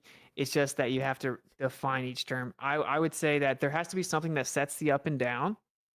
And I would say that that's electric in nature. We have a downward electric current on the Earth. It's 10 microamps per cubic meter, so it's very small, but it's measurable. You can actually run a generator off of it. It's pretty fascinating, just off the sky. Long story short, it's nearly constant, right? And that sounds familiar, right? Because the rate at which things fall is nearly constant. It isn't exactly 9.8 constantly, right? It fluctuates slightly based on where you are and if there's electrical field conditions, blah blah blah. So I would say there's an electric bias. We have tons of electromagnetic energy coming from the sky, measurably. It sets a downward bias. There's a downward electric current, and then everything kind of sorts itself out with density relative to those mediums, meaning it's going to choose if it goes up or down relative to its medium after the electric current has set the up or down. And once it goes down, it's just going to go at general rates, right? It can only go so fast, basically. Once it goes down, it goes down. If it goes up, it goes up. So yeah, that would be the answer. You're asking obviously a very deep question, which is basically a replacement for gravity. Well, no, I'm trying to get to I have something. some thoughts as What if there's no medium? What if it's a vacuum? So okay, good question. So well, for one, obviously, if you pull the air out of a vacuum chamber, like you just made it less dense, right? Like so, removed all matter.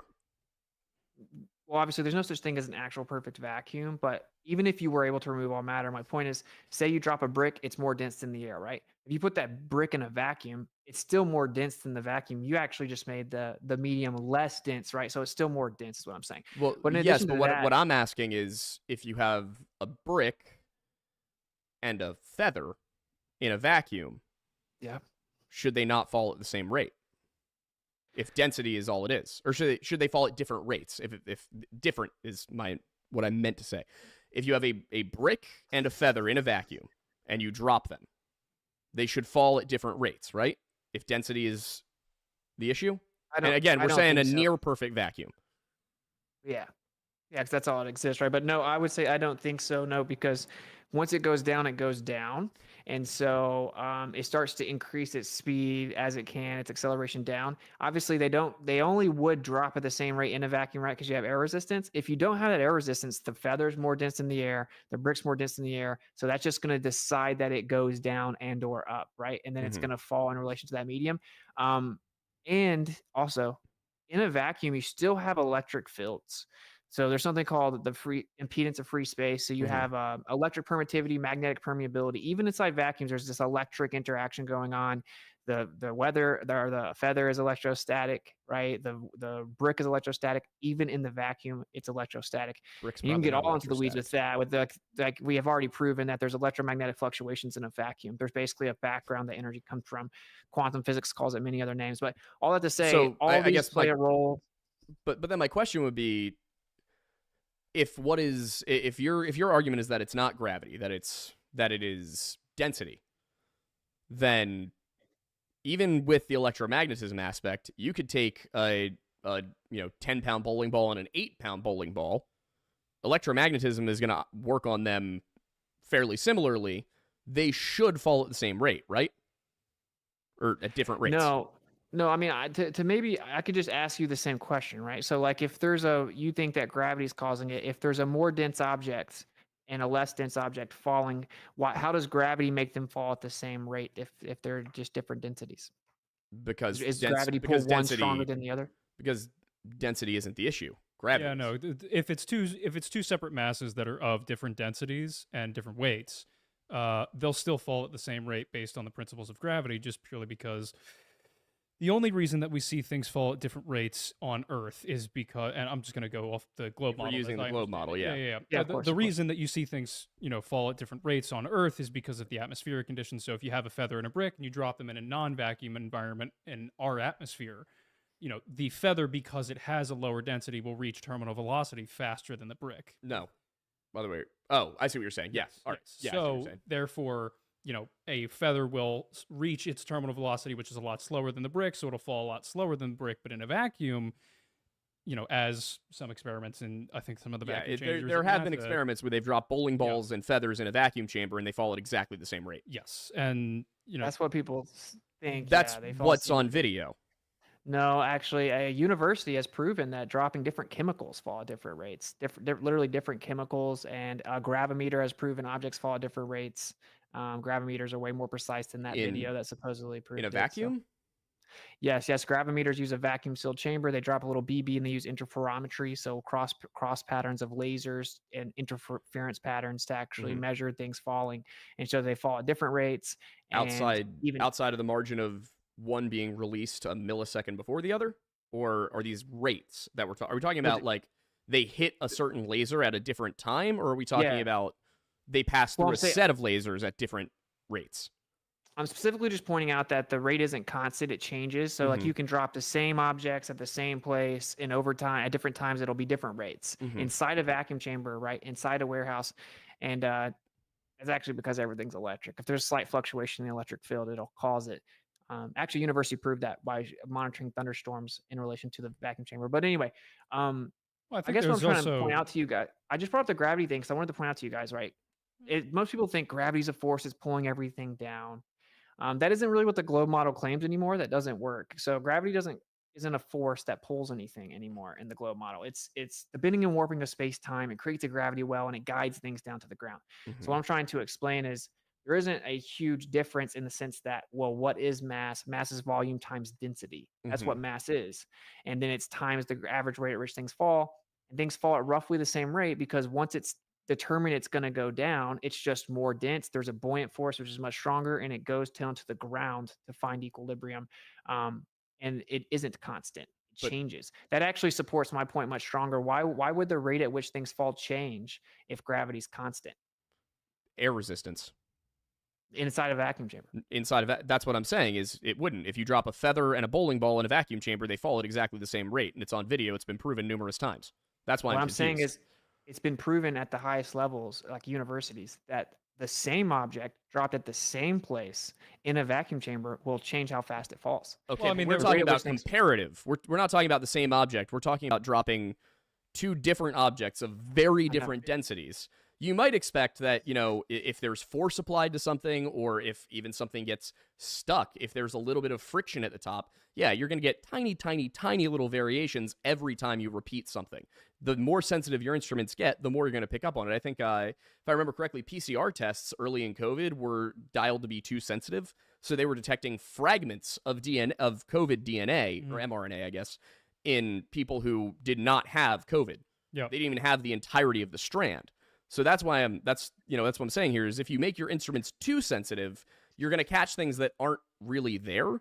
So that's why I keep going back to the bowling ball and the feather in a vacuum, is because if you drop a bowling ball, which is say, 10 pounds of mass, and you drop a feather, which we'll say is an ounce of mass, and there's no air resistance, then if the density is what's causing a difference in the rate of fall, along with the electromagnetic field, they should fall at different rates. But if the issue is gravity and a total lack of air resistance, they should fall at the same rate. And I do have a comment on what you were talking about the comparative thing of the same object at different times.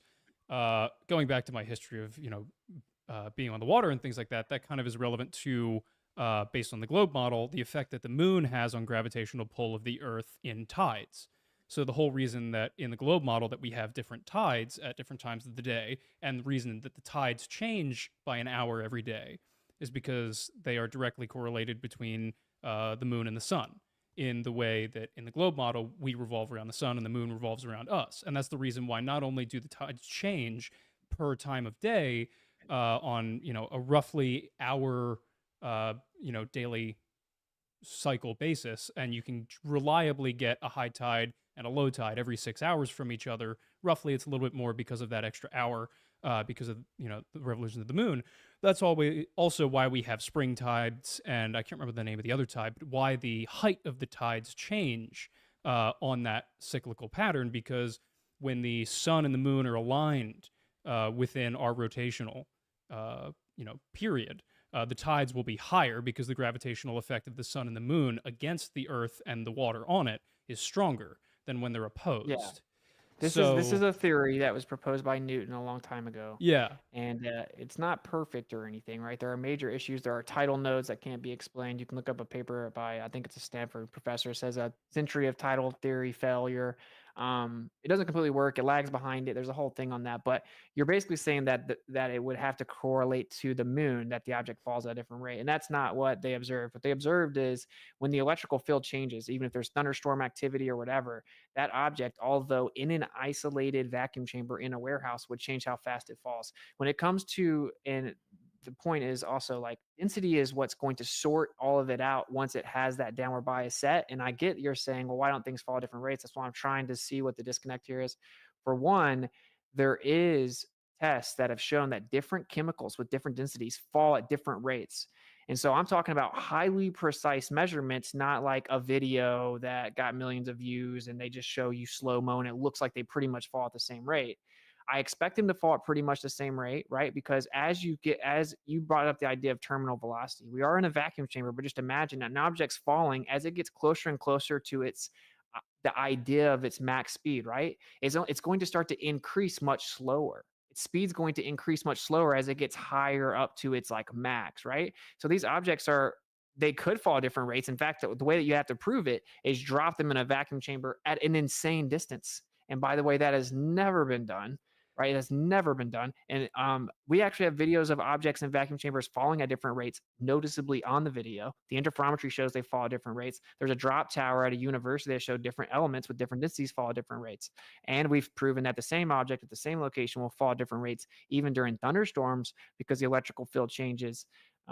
And we'll tell you, I've also done a test where I've manipulated the weight of an object. I've manipulated how fast the object falls. I've been able to make the object float and go up by using a Van de Graaff generator, which is electrostatics. And What when was I the flip object? the electric, so I used iron filings, I used styrofoam, I used wood, I used like a bit of paint, like dried paint. Mm-hmm. My Van de Graaff generator wasn't huge, right? But I used insulators, so styrofoam and rubber, and then I used iron filings to show that it affects all the materials. And you can change its actual weight that's registered on a scale, right? And I made things float and made things go up. So in actual science, what we would have established right there is, okay, the effect is things fall down. What causes it? That's like the question basically on the table right now. It would be like, okay, I'm going to propose that the cause is electric. It's electrostatics. Mm-hmm. I'm going to test it by manipulating electrostatics. I put two metal plates called Gaussian surfaces, connect them to the Van de Graaff generator. I then introduce electrostatics, which flips the polarity of the field. So yeah, fancy way of saying it just flips the field, And once it flips, now the object has a upward bias. And so what happens is it actually begins to go up. If it's light enough. Now, if it's really heavy, you're going to need a much bigger generator. But anyway, so Hmm. so scientifically, you can prove. Look, I'm changing its weight. I'm changing how fast it falls with electrostatics. Electric field that's always there. Everything that exists is electrostatic. There's not one thing in all of existence, not one piece of matter in all of existence that isn't electrostatic. Literally, not one thing. And so it would be insane to think that has nothing to do with it, right? So So the other really claim is that quickly, space-time bends and warps, and that's never going to be proven. And it was just a theory by Einstein to save the heliocentric model. really quickly before we go into that, what exactly do you mean by electrostatic? Yeah, that's Yeah. something I'm Because interested as in as my well. understanding is another thing I was going to bring up in relation to what you were talking about things, either being able to float based on reverse polarity and specifically dropping the elements in the vacuum chamber and them falling at different rates. One of the questions was going to be what were those specific chemicals and how much of it was there.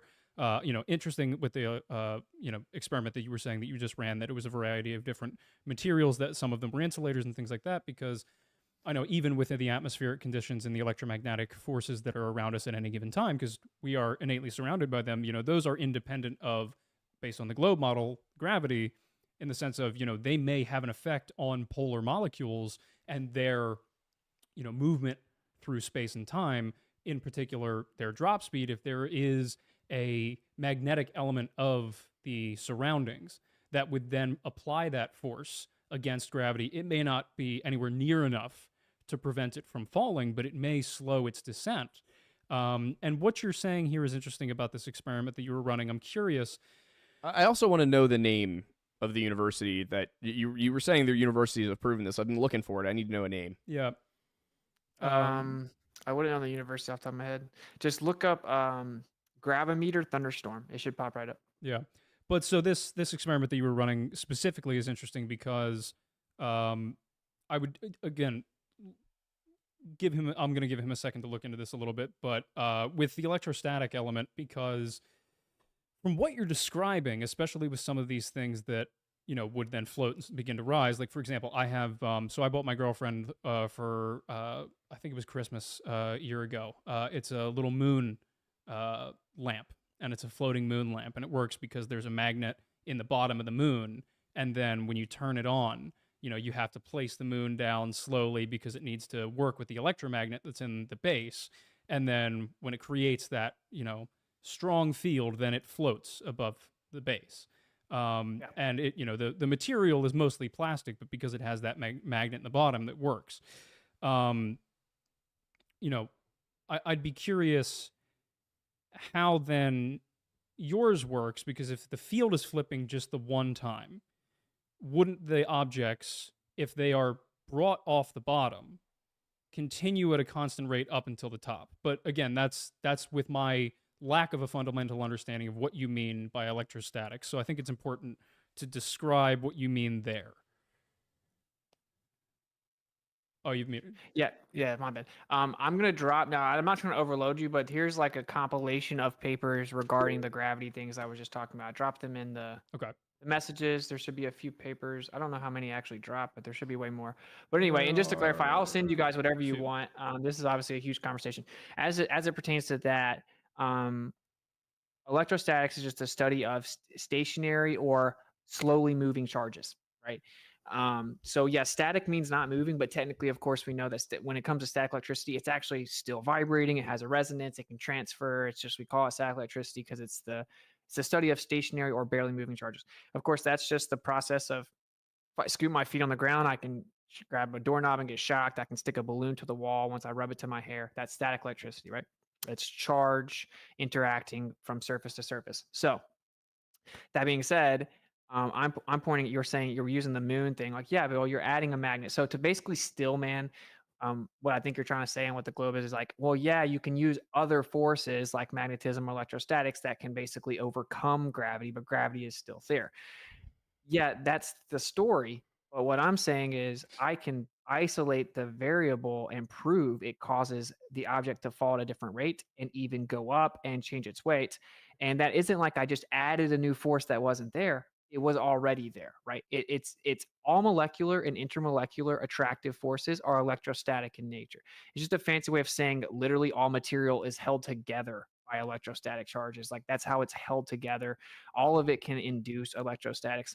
And so I'm saying if you manipulate that variable that's built into the matter, and every medium has an electric field that can interact with it with electrostatic induction, you can change the direction things go. You can change its weight. You can make things levitate.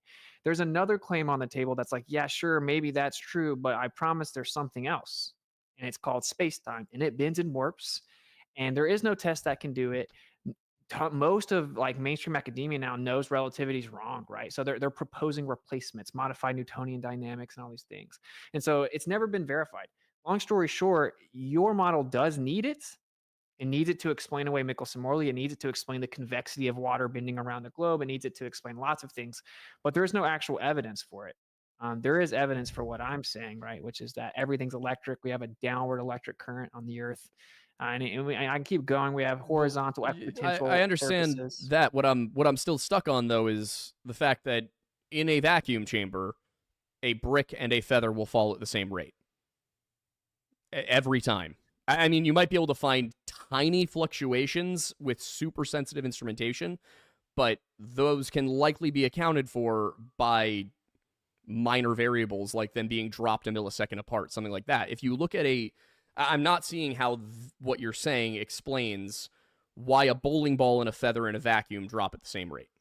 You know?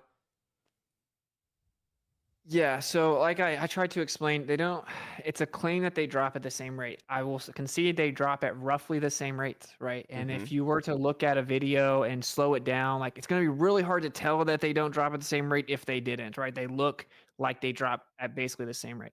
That is to be expected as it starts to get up closer to 10 meters per second. For it to really start to separate, you're going to need way greater distances. And there is no drop test that's been done at great distances, right? There's the one famous one that everyone talks about, the bowling ball and the feather. Yeah. It's what everyone talks about, but it's like it's not a very tall test. But when I look at the rest of the evidence, what I see is I've seen many vacuum drop tests where the objects do noticeably and visually drop at different rates. And you can use gravimeters, which is our most precise instrument in the world, right? To drop to measure how fast things fall. It shows that things can drop at different rates, including just different chemicals on the periodic chart, right? They fall at different rates. And this is a drop chart in a drop tower in it's like somewhere in Europe. I think it's a university in Europe. So again, that's all I'm trying to point out is that they technically don't. They drop close to the same rate. But you can understand why, if we're citing a rather famous example from it was Brian Cox, right? I think so. Yeah, it's a rather famous example. Anybody can go and research it. We need more than there's a university in Europe that did it once. If we're gonna, we need to see the evidence. Yeah, that's why I picked something that I know everybody can find and see. But if you can give me a university, I can at the very least go look into it after the show. I dropped some of the papers there, right? I dropped on the influence of intense.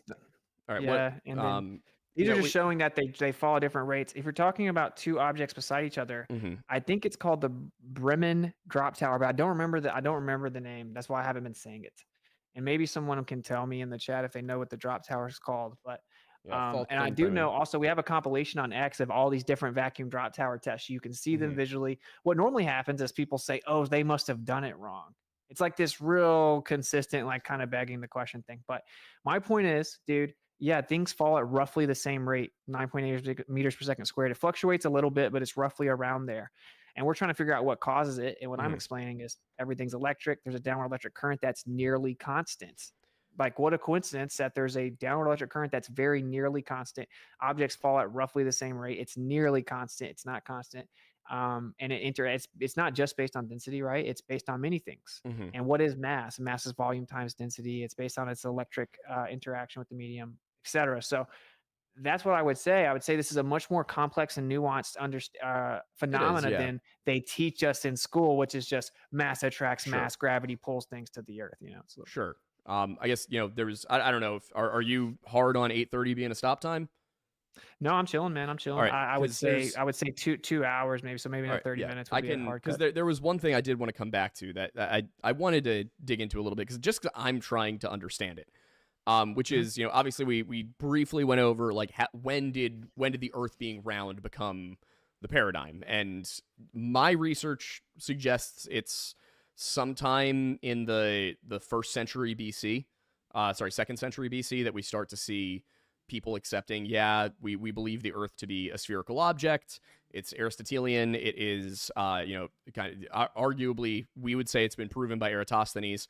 So the Greek world, the Greek-speaking world, which is at the time the quote-unquote civilized world, as far as the Europeans are concerned, they held to the belief in a round spherical Earth as early as the 200s BC. Then we have, that kind of continues. Ptolemy's map. Ptolemy's geocentric, but he places Earth as being a sphere, and that's in the 1st century AD. We get to Aquinas, arguably the most influential Christian theologian and writer of all time, and in the 1200s, he's writing that everybody's known the Earth was round back since Aristotle. So when somebody comes to me and says it wasn't the prevailing viewpoint amongst the educated, it absolutely was. That's not really a thing that, as far as my research suggests, is up for debate. So I would ask you, what is your evidence that shifted in Western thought more recently? Yeah, well, of course, first thing that should be pointed out is it really wouldn't matter if everyone thought it was a globe, right? That would be an appeal to consensus. True, but I think this is. It's all good. It's all good. I'm not. But I just want to clarify something because I think it's important. There needs to be a reason they'd be lying about this. Otherwise, they wouldn't lie about it. So we got to figure out who started lying about it and when. Otherwise, it's hard for me to grasp why this would ever have come about. If it were so obvious that the Earth is flat, and we have to be tricked into it with all of these complex methods, and with NASA allegedly faking images from space and things like that, then at some point in history, somebody has to have decided to start lying about the Earth being round. Yep. I want to, because I don't think we're going to get anywhere on the topic of the physics aspect, because I think we just simply disagree on what the facts are. When it comes to that, just to put I think I've researched it a little bit more respectfully. Well, I'm sure that you think you have. I am sure that is true. I think the thing is evidence that I have. I think you said several things that both of us would argue were patently, blatantly, factually incorrect. The core of the argument. So that's what we're trying to get. That's why we're trying to move away from it. Is without. Unless you're gonna produce the studies, and I know you gave Aiden some stuff. Like 30 you gave Aiden a few articles about one specific aspect, in which we obviously don't have time to read through all of them and determine. The reason I say this is because in a lot of discussions I've had with flat earthers, not you, but other flat earthers, all the time they'll be like, "Oh, well, this is true. Here's a source." I then read the source, and what they've done is they've taken 2 sentences out of it, taken them completely out of context, not read the rest of it, and then claimed it supports their argument. So I need to read through those. Oh man, yeah. Okay, this is said a lot. That's said a lot. For example, if I bring up, "Hey, did you guys know that they're showing that they're like what you call gravity is actually electromagnetic in nature?" If I give you the paper, what people will do is they'll go find that this guy believes the Earth's a sphere or believes in the heliocentric model. He's like, "Oh, this doesn't support your point." He's like, "No, it does support my point. I invoked it about electromagnetic gravity, right?" Okay, so I don't care what he thinks about. What you just said was you think you've researched this more than us. But if what you're doing now is you're saying, "Well, I've read this guy's paper." And no, I was giving an example. I know, but you understand what I'm saying is if your argument is, well, yeah, they say that we've taken it out of context, but I read it and it supports my argument, but then the person who wrote it doesn't agree with you, it would suggest it does matter. That would be like saying someone cannot invoke Isaac Newton unless they believe that gravity is a direct act of God. Or it's even worse than that. It's like saying you can't believe in Newtonian gravity from the Principia if you're an atheist, because he believed in a God. And he actually said that gravity was a direct act of God, and it's the only way he could even explain it because it's impossible. But you see how that's insane? His idea about gravity has nothing to do with if he believes in God. It has nothing to do with the fact he thought the sun was in the center of the entire universe. Just like Kepler, who thought it was literally a god, that the sun was a god and sang a heavenly song. It doesn't. We use Kepler's kinematics to map out the planets. It doesn't matter that he thought the sun was a god, right? All right. So that's the point I'm making. That's my point I'm making. You have to invoke it with specifics, like, "Oh, I mean, look, I'm supporting this point or this point." And normally, when I sort mainstream academia, I'm kind of correcting people on their misunderstanding of the globe model, right?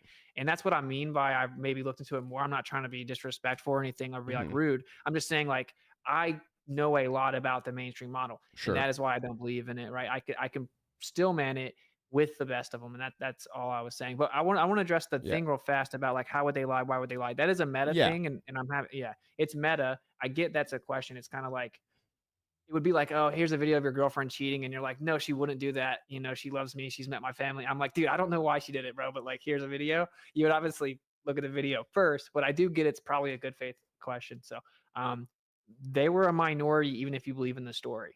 And so you kind of shifted it over to like more of like a Greek centric. They were the smartest people type of thing, but that can be debated and argued. Of course, I think that they were crazy and oftentimes into pedophilia, right? So I don't put them above anyone else or anything. I think their arguments were actually fundamentally fallacious, right? Aristotle thought that since the moon looks like it's a sphere, the earth must be one. He said, oh, since ships disappear, the earth must be a sphere. These are terrible arguments that like a child could disprove now with binoculars, right? So, Well, how? Because ships do disappear over the horizon.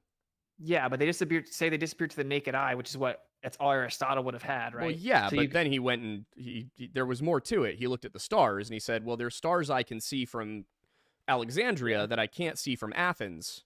Sorry, not Alexandria. It would have been too early. But there's stars I can see from Egypt that I can't see from Athens. Therefore, the Earth must be round. Well, I have also you're brought diverting. That's called a red herring. Well, I have also used. I mean, what I was trying to get to the bottom of was really quickly, when really did the quick- lie start? That's also, what I want to know. Really quickly to address that comment, I have personally been on a boat out several miles with binoculars and a telescope, just for the purpose of trying to find like whales and birds and life in order to find fish, and I personally keep note of when I can see. There's two specific towers in one of the shorelines that I go to, and there's also water towers in each town in South Jersey. Mm-hmm. And as I go further and further out into the ocean, I lose sight of the houses, but I can see the water towers and the tops of these two towers on the shoreline. And when I take the binoculars up to my face, I can read I can read the letters on the water towers. I can read the names of the towns, but I can't see the houses beneath them because of that curvature. At least that's what you from think a global it is. model. Yeah, but what would it be otherwise? Because that's a direct, comparison. It's like I've used telescoping and binocular instruments on the ocean, utilizing directional sources to guide myself home, so that way I know the correct inlet I need to go in home when I can't see the islands, but I can see the structures on the islands that stand taller than the majority of those structures. Yeah, you can see things from further away when they're taller on a flat Earth as well, and you can see further when you get higher on a flat Earth because of your angle of view changing. But I'm only 6 miles away. Why is the bottom, as to specifically why is the bottom of the object sometimes obstructed? Well, you would have to get into what's obstructing it. It's typically the horizon, right? You think the horizon is the curvature of the Earth, but the horizon is not the curvature of the Earth, and we know it's not the actual location of any type of curvature because it changes. It goes up and down. You can't go stand on it. It moves throughout the day. I can pull out infrared, and all of a sudden it changes. I pull out infrared, and all of a sudden the horizon is in a different location. I can see further. I can see more things at the bottom. That's because the most dense part of the atmosphere is at the bottom. We lose most of the information at the bottom because it's more dense. It's hiding the light, and the horizon's an apparent location. The ground ramps up, begins to converge to the sky that ramps down. If something's higher up beyond that convergence point, that is the horizon, you can still see the top of it.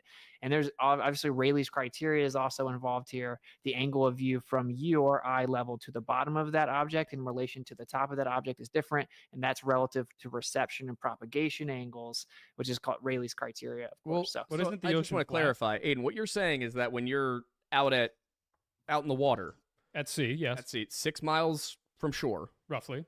when you look through your binoculars, you can see what? I can see, it was 6 to 8. I can see the water towers, the bulbs of the water towers, and I can see the top, maybe, depending on exactly how far out I am, the top 3 to 5 floors of like a one of the big hotels. Yeah, one of the big hotels. Yeah. All right, so that I would argue at that distance, he should be able to see everything if it's flat, right? And if not, then why? I didn't hear the distance. 6 to 8 miles. 6 to 8 miles, depending on the trip that day. Sometimes I go and further. You're out on the water, right? Yeah, on the On a ocean. boat. Yeah, this is great. Yeah, it's a very simple thing. So if I put my thumb up, I can block a 30-story building, right? Like I can stand on my knee and I can block out a 30-story building with my thumb.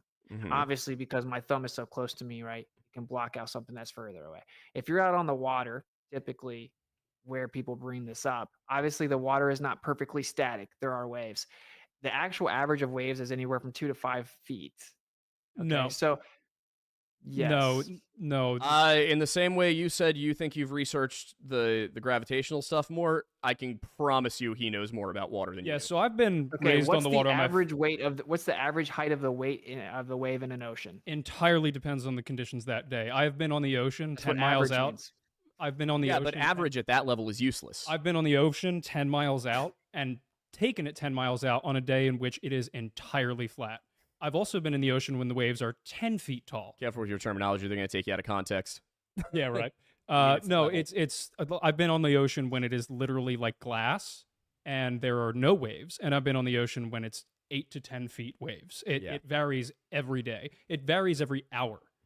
If you ever been I know, surfing, it yes, varies. I know, Yeah. It'll vary So 20 minutes at a time. It depends very much on the day. So assuming that we have 2 to 5 foot waves, if I'm standing on a boat, I'm in those 2 to 5 foot waves. So the boat is rising and falling those 2 to 5 feet.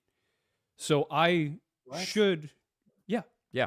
The waves, the ocean doesn't move in unison, right? Like you have waves Yeah, but by if you, I'm there are but waves if up I'm there. if Yeah. I'm on a boat, He's on the that boat, the boat is moving up rising and down. on top of the But waves. not in unison with the whole ocean. It doesn't really matter though. But wait, sure. The point is that a small object in the foreground can block a big object in the background. But he's using We have binoculars. waves.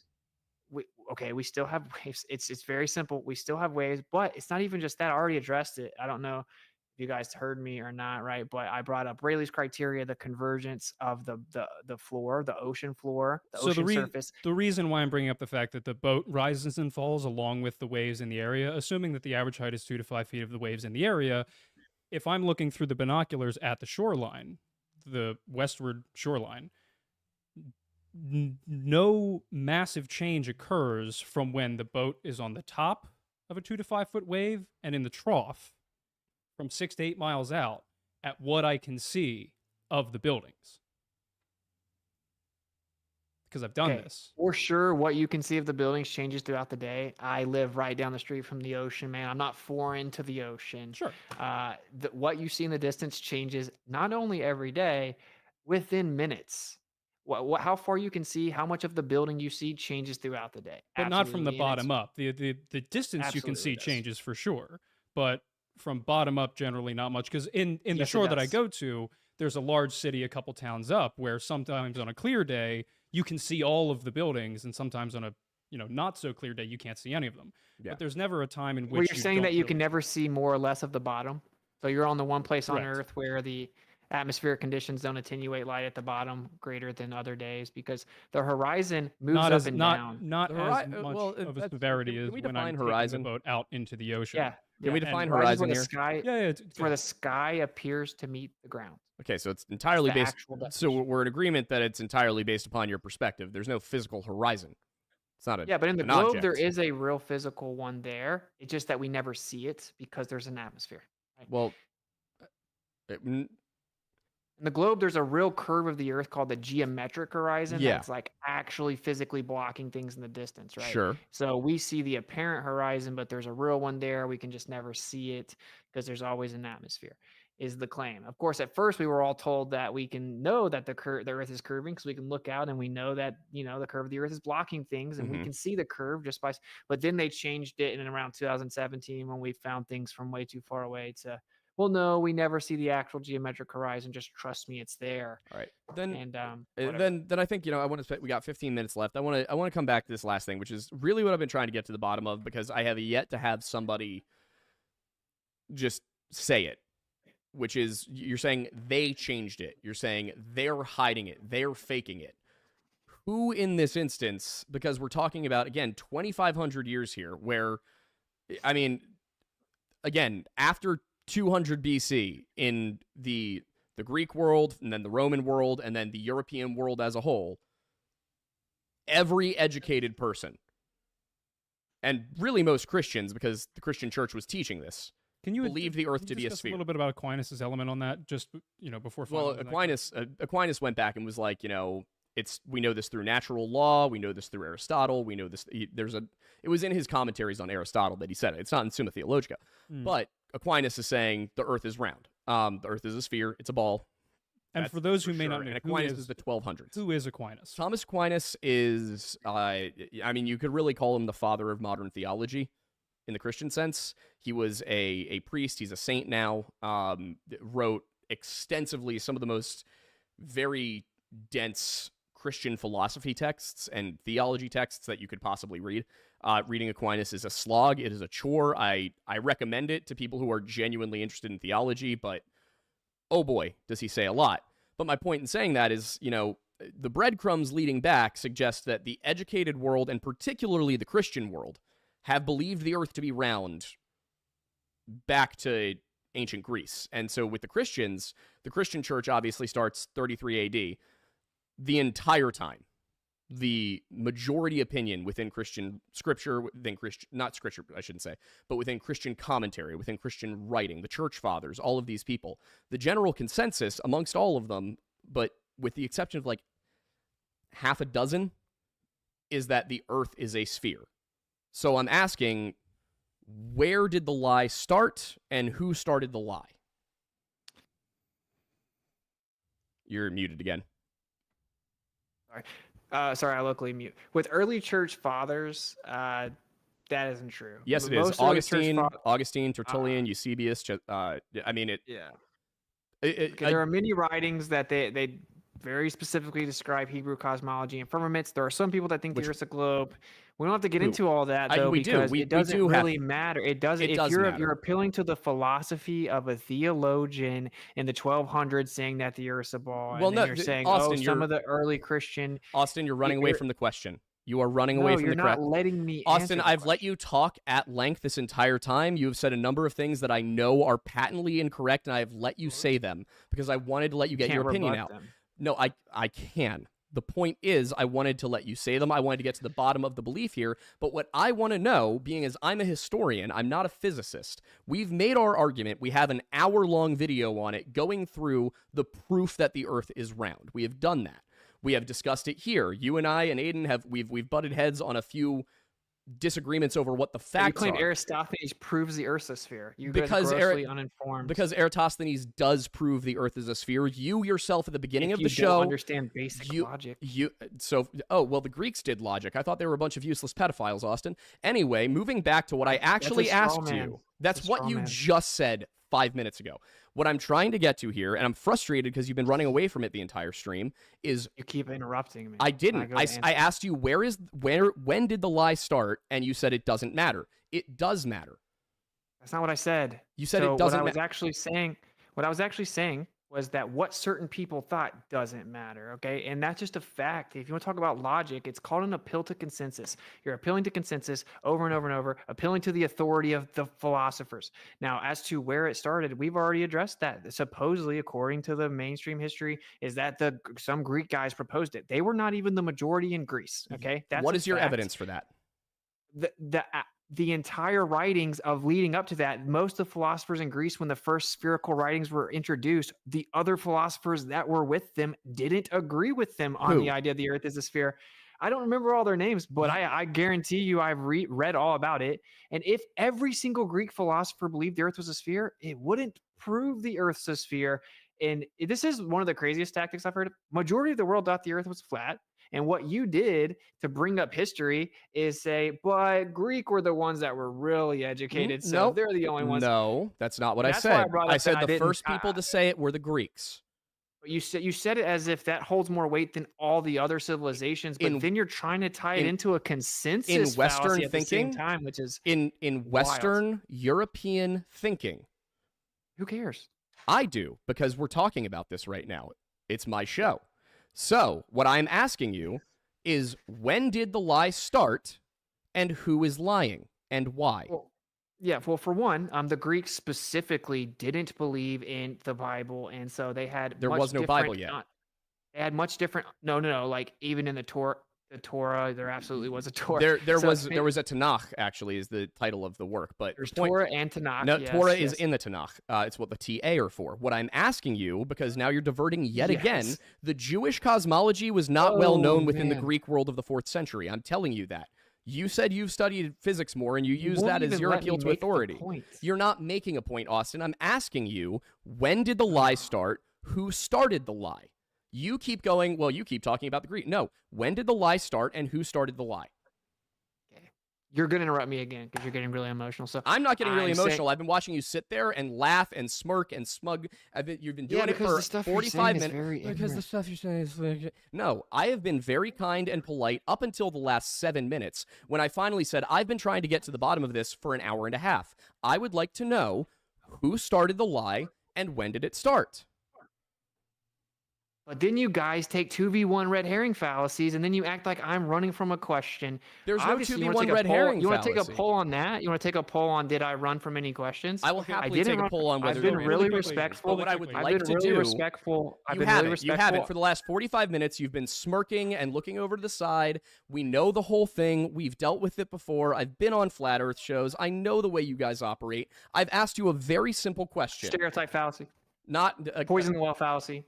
Okay, You real don't quick, should never speak Mattis, about logic. You don't Mattis, understand logic. I understand logic perfectly fine, Austin. What I'm asking you is when did the lie start and who started it? I'm asking you to supply evidence for your point, not, well, some university said, not, well, some scholars said, not, well, it doesn't matter what anybody thought, because it does matter.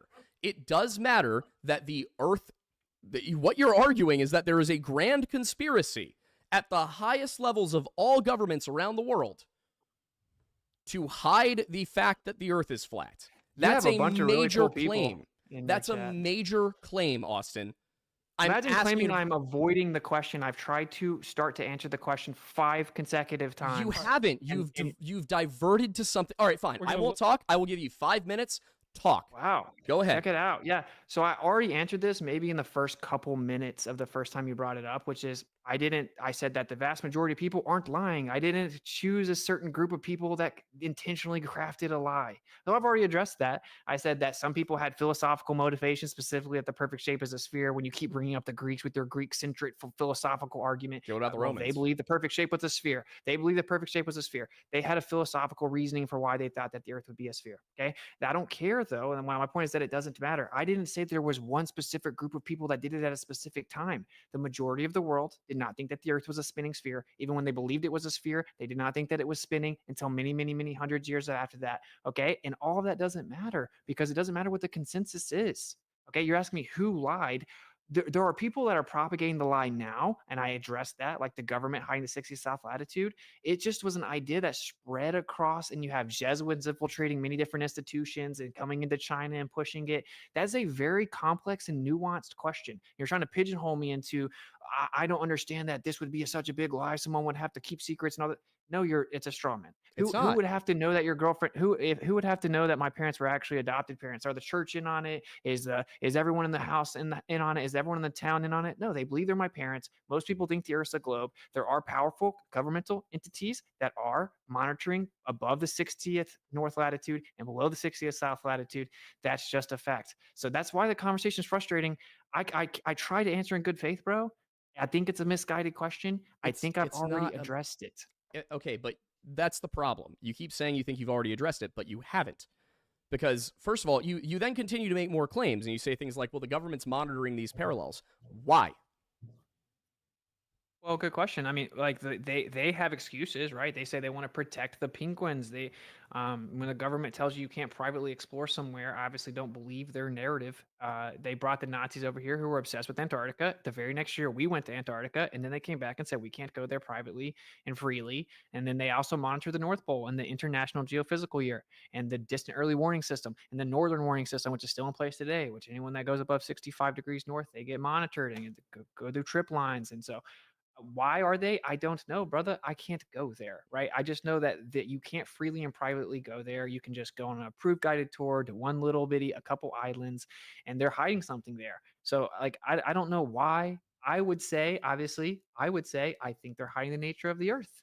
I think a lot of evidence suggests that the South is not the same as the North on the globe. It should be symmetrical. But why do ships take so much longer to travel in the North, in the South? Why Wait, aren't what do there? you mean? Why do ships take So so much longer to hang on, travel in the South? real quick. I have a specific question I Okay. want to ask. So I genuinely good faith here, and I know things have gotten heated, and I fully understand why. But I want to try and bring it back a little bit. When you're saying that it appears that people are, and you acknowledge that you don't really have a good understanding as to why they would be doing that. I want to understand why you think they are, not necessarily based in fact, but considering there are so many different experiments that are saying that the Earth is round. There are so many different elements of society that are built around Earth. For example, we in our one video had an element in which people who were building railways had to account for the curve. People who build civil engineers have to account for the curve based on their textbooks.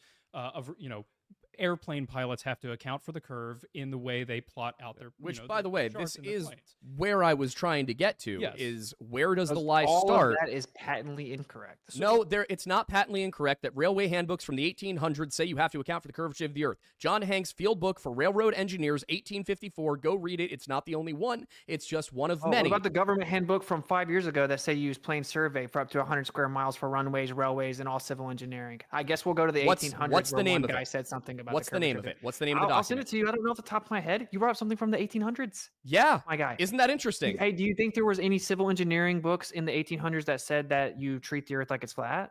For railroad engineering, not that I could find. You don't account what you do small line segments that are horizontal in a railway, so you don't have to worry about the globe model But you says that do since it's small actually. segments. That's why they account for it. Well, how'd they do that? How do they account for it? It's on page 84. I'm not a Well, what do they mathematician. do? There's a whole series of equations that I, as a non-railroad engineer, don't understand. Okay. Yeah, they use horizontal line segments. On the globe model would say that it would automatically account for it over time because it's small segments. You When it's haven't runways, even railways, you everything, didn't know the book You guys are- existed 3 minutes ago, and you're telling me what it says. Also, I do want to because this is how railroads are built in reality. I don't Well, need to know about your cherry. I do wanna acknowledge something It's not cherry picked. It's all of them, just like the entire Western world for the last If your audience leaves 2,000 believing years. you, then they can do that. I will My say audience is also- very You're lying. intelligent, so I very much think they will. Well, Also, then I guess they should be able to Google civil engineering plane survey and see the government say that for all civil engineering up to 100 square miles, we use plane survey and completely neglect the notion of curvature. Or they could just believe you making stuff up. I will also acknowledge that railway rails are not perfectly horizontal in the slightest. They're not at all. They're actually You're saying relatively. that they actually build them curving around the globe? No, Like, they have a lot of flex it's to so them. They have a hilarious. ton. No, of for, Yeah, for of the course, of for the course. length they are, when you pick them up in the center. they Sure, bow. intellect. Yeah. So- Structural integrity is not the same as like the curvature of the Exactly. Earth, though, right? So they, Yeah. I live right next to a railroad track. Those segments are not perfectly straight. They do curve slightly in a variety of different ways. They build them with that in mind. So when they're working up a grade or around a curve, they don't need to cut these perfectly rigid things, whatever, like you said. So they plan the grade itself and the overall length of rail not the actual individual rails, but the amount of rails they'll need for a given distance based on not just the flat distance on a map, but based on, how that distance of rail line is affected by the actual like curvature within it. So they have to but calculate. grading is a slope deviation from horizontal, right? That's what grading is. So Yes. like civil engineering uses plane survey. I can assure you the globe model says, well, sure, on small scales you can use it because you wouldn't really be able to see a difference. And we do like small line segments that are horizontal for runways, bridges, railways, whatever. I can show you many things from 1800s up to now, right? That talks about that. I just gave you guys the still man for the globe. The still man for the globe is, but on small segments, you wouldn't really be able to tell. Level is equal distance above the curvature of the Earth. Yeah. As you're establishing level, it's going to automatically account for the curve without you knowing it. I'm not the one that's trying to spread misinformation. I'm giving you the still man of the globe, okay? But that's just a cool story, bro. Like you're saying, you said something about a plane. Maybe when you map it out on a coordinate system, assuming the Earth's a globe, but you fly the plane like the Earth is flat and stationary, the gyroscope is operated as if the Earth is flat and stationary. And this is in the very engineering for all of those things. And if you believe the Earth's a globe, you shouldn't have to misrepresent stuff like I'm not misrepresenting anything. I told you that railway engineers account for the curvature of the Earth. Maybe they don't do it anymore, but 150 years ago, they were sure doing it. So maybe they decided that now they don't actually need to. That's fine. Science changes over time as people figure out new and better ways of doing things. The fact that I was trying to establish, however, is that the idea that the Earth is flat in Western thinking is extremely new. We're talking 1800s. So that's what I was trying to get to, is because I wanted to go to, all right, well, we have all of these things of them accounting for the curvature. So clearly people have believed the Earth is curved for a very long time. Now the question is, why? It's not because a government came and told them so. In fact, on numerous occasions, governments tried to shove these people down. I mean, if we look at the church did it to Galileo. Galileo, that's a whole thing. You should research. He denounced heliocentrism on his deathbed. Oh my God, I never said he was heliocentric. I said the man believed the Earth was a globe. And the church didn't care that he believed it was a globe. They did nothing to him over the globe. Literally nothing. I am aware of that. I'm aware of that. Well, then why'd you say that they tried to stop the globe? My point was that in the ongoing march of science on this subject, there have been battles at every step of the way. Heliocentrism was just an evolution of a globe Earth. It was yet another one. There are questions I could have asked here that people told me to ask. I tried to do this in good faith. I could have asked you what the moon is and how eclipses happen, because I know you can't answer that question. I've watched you avoid it. Yeah. Yeah, if you can't explain how eclipses happen, you can't tell me I'm that wrong. Was created for you. That it isn't impressive to tout that you believe current consensus, that I understand better than you, but since you think consensus agrees with you, it's not that I think consensus agrees with me. It's that I went and did the math myself. I'm just going to be real with you, man. That isn't impressive, okay? I'm not trying to be impressive. What you think the moon is, Austin. Dude, I'm a historian. I'm a historian, and I can grasp this better than you. But you can't, though. Yes, because you have failed. You have failed. I'm not. So, Austin, this is the other thing that I think is great, is that you people never actually bother to look at who you're talking to. You never do. You have no idea who we are, what we believe, what we do. You're just assuming things. No, we're not going to take this down. Because, Austin, I've watched you embarrass yourself for 2 hours straight tonight, okay? I was trying to be nice about it, and then you decided to be a dick around, I would say, 8:24. So go ahead and check it. It's all recorded, so unless you take it down, the world I'm not going to take it down. Austin, I'm very excited. I'm glad we did this, because you've run from every question, and now you can't tell me what the moon is. Both of you guys were asking me questions, right? And then as I would try to answer a question, the next one would answer a question, etc. And I was just trying to, in reality, I could have been very like, wait, that's a red herring, da-da-da. But I was just in good faith following you both around, answering your different questions. You weren't. That is what happened. And so to answer your question as to why do I think that they lie, there are many reasons, but obviously we can't privately and freely explore past the 60th south latitude. They could be hiding land. There are many different resources that claim that there are more land. Who knows why the lie happens, but who cares? If your girlfriend's cheating on you, you shouldn't marry her. It doesn't matter why she cheated on you. If you don't walk into a house and see a bunch of bodies and you're like, wait a minute, before I establish that this was a murder, I need to know why these people got murdered. It's like, no, there's a murder. No, I was adopted. No, my girlfriend's cheating. Let's figure out why afterwards. It hides God. Geocentrism. It hides God. I knew it. I knew we were going to go there. The Bible does not describe a flat earth cosmology. It does not. We went through it. We went through the details. It doesn't. It's not hiding God. Because I know, Austin, you and I both know. You and I both know who you think is hiding it. We both know that. What? So I'm sick of the game. It's crazy that if someone votes for you. I'm sick of the game, all right? What? That's what's got me tired. That's why I'm exasperated. That's why I'm frustrated right now. Like, you think the Bible teaches a heliocentric model? I think the Bible doesn't say what shape the Earth is or where it fits into the cosmos. Does it say the Earth is stationary? Who has the religious studies degree here? Obviously, you don't know what the word rakia means. Obviously, you don't, because it means expanse. No, it doesn't. It does. Stereoma is the word that was translated as firmament, because stereoma can carry a connotation of firmness. Rakia on means the other beaten hand, out strong as bronze in Hebrew. No, it means objectively. No, raka means to hammer out or to spread out or to beat out. Rakia means expanse. It is a noun, not a verb.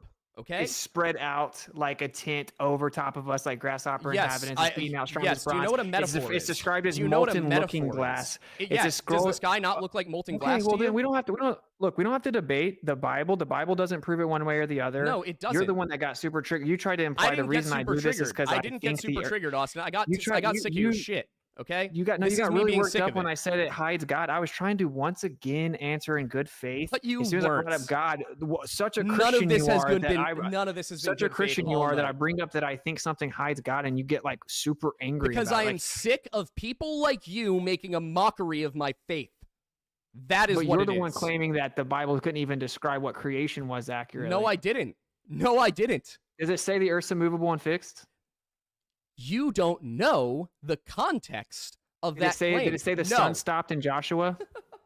It says Did the it sun say that the appeared to earth was stop. made after the sun?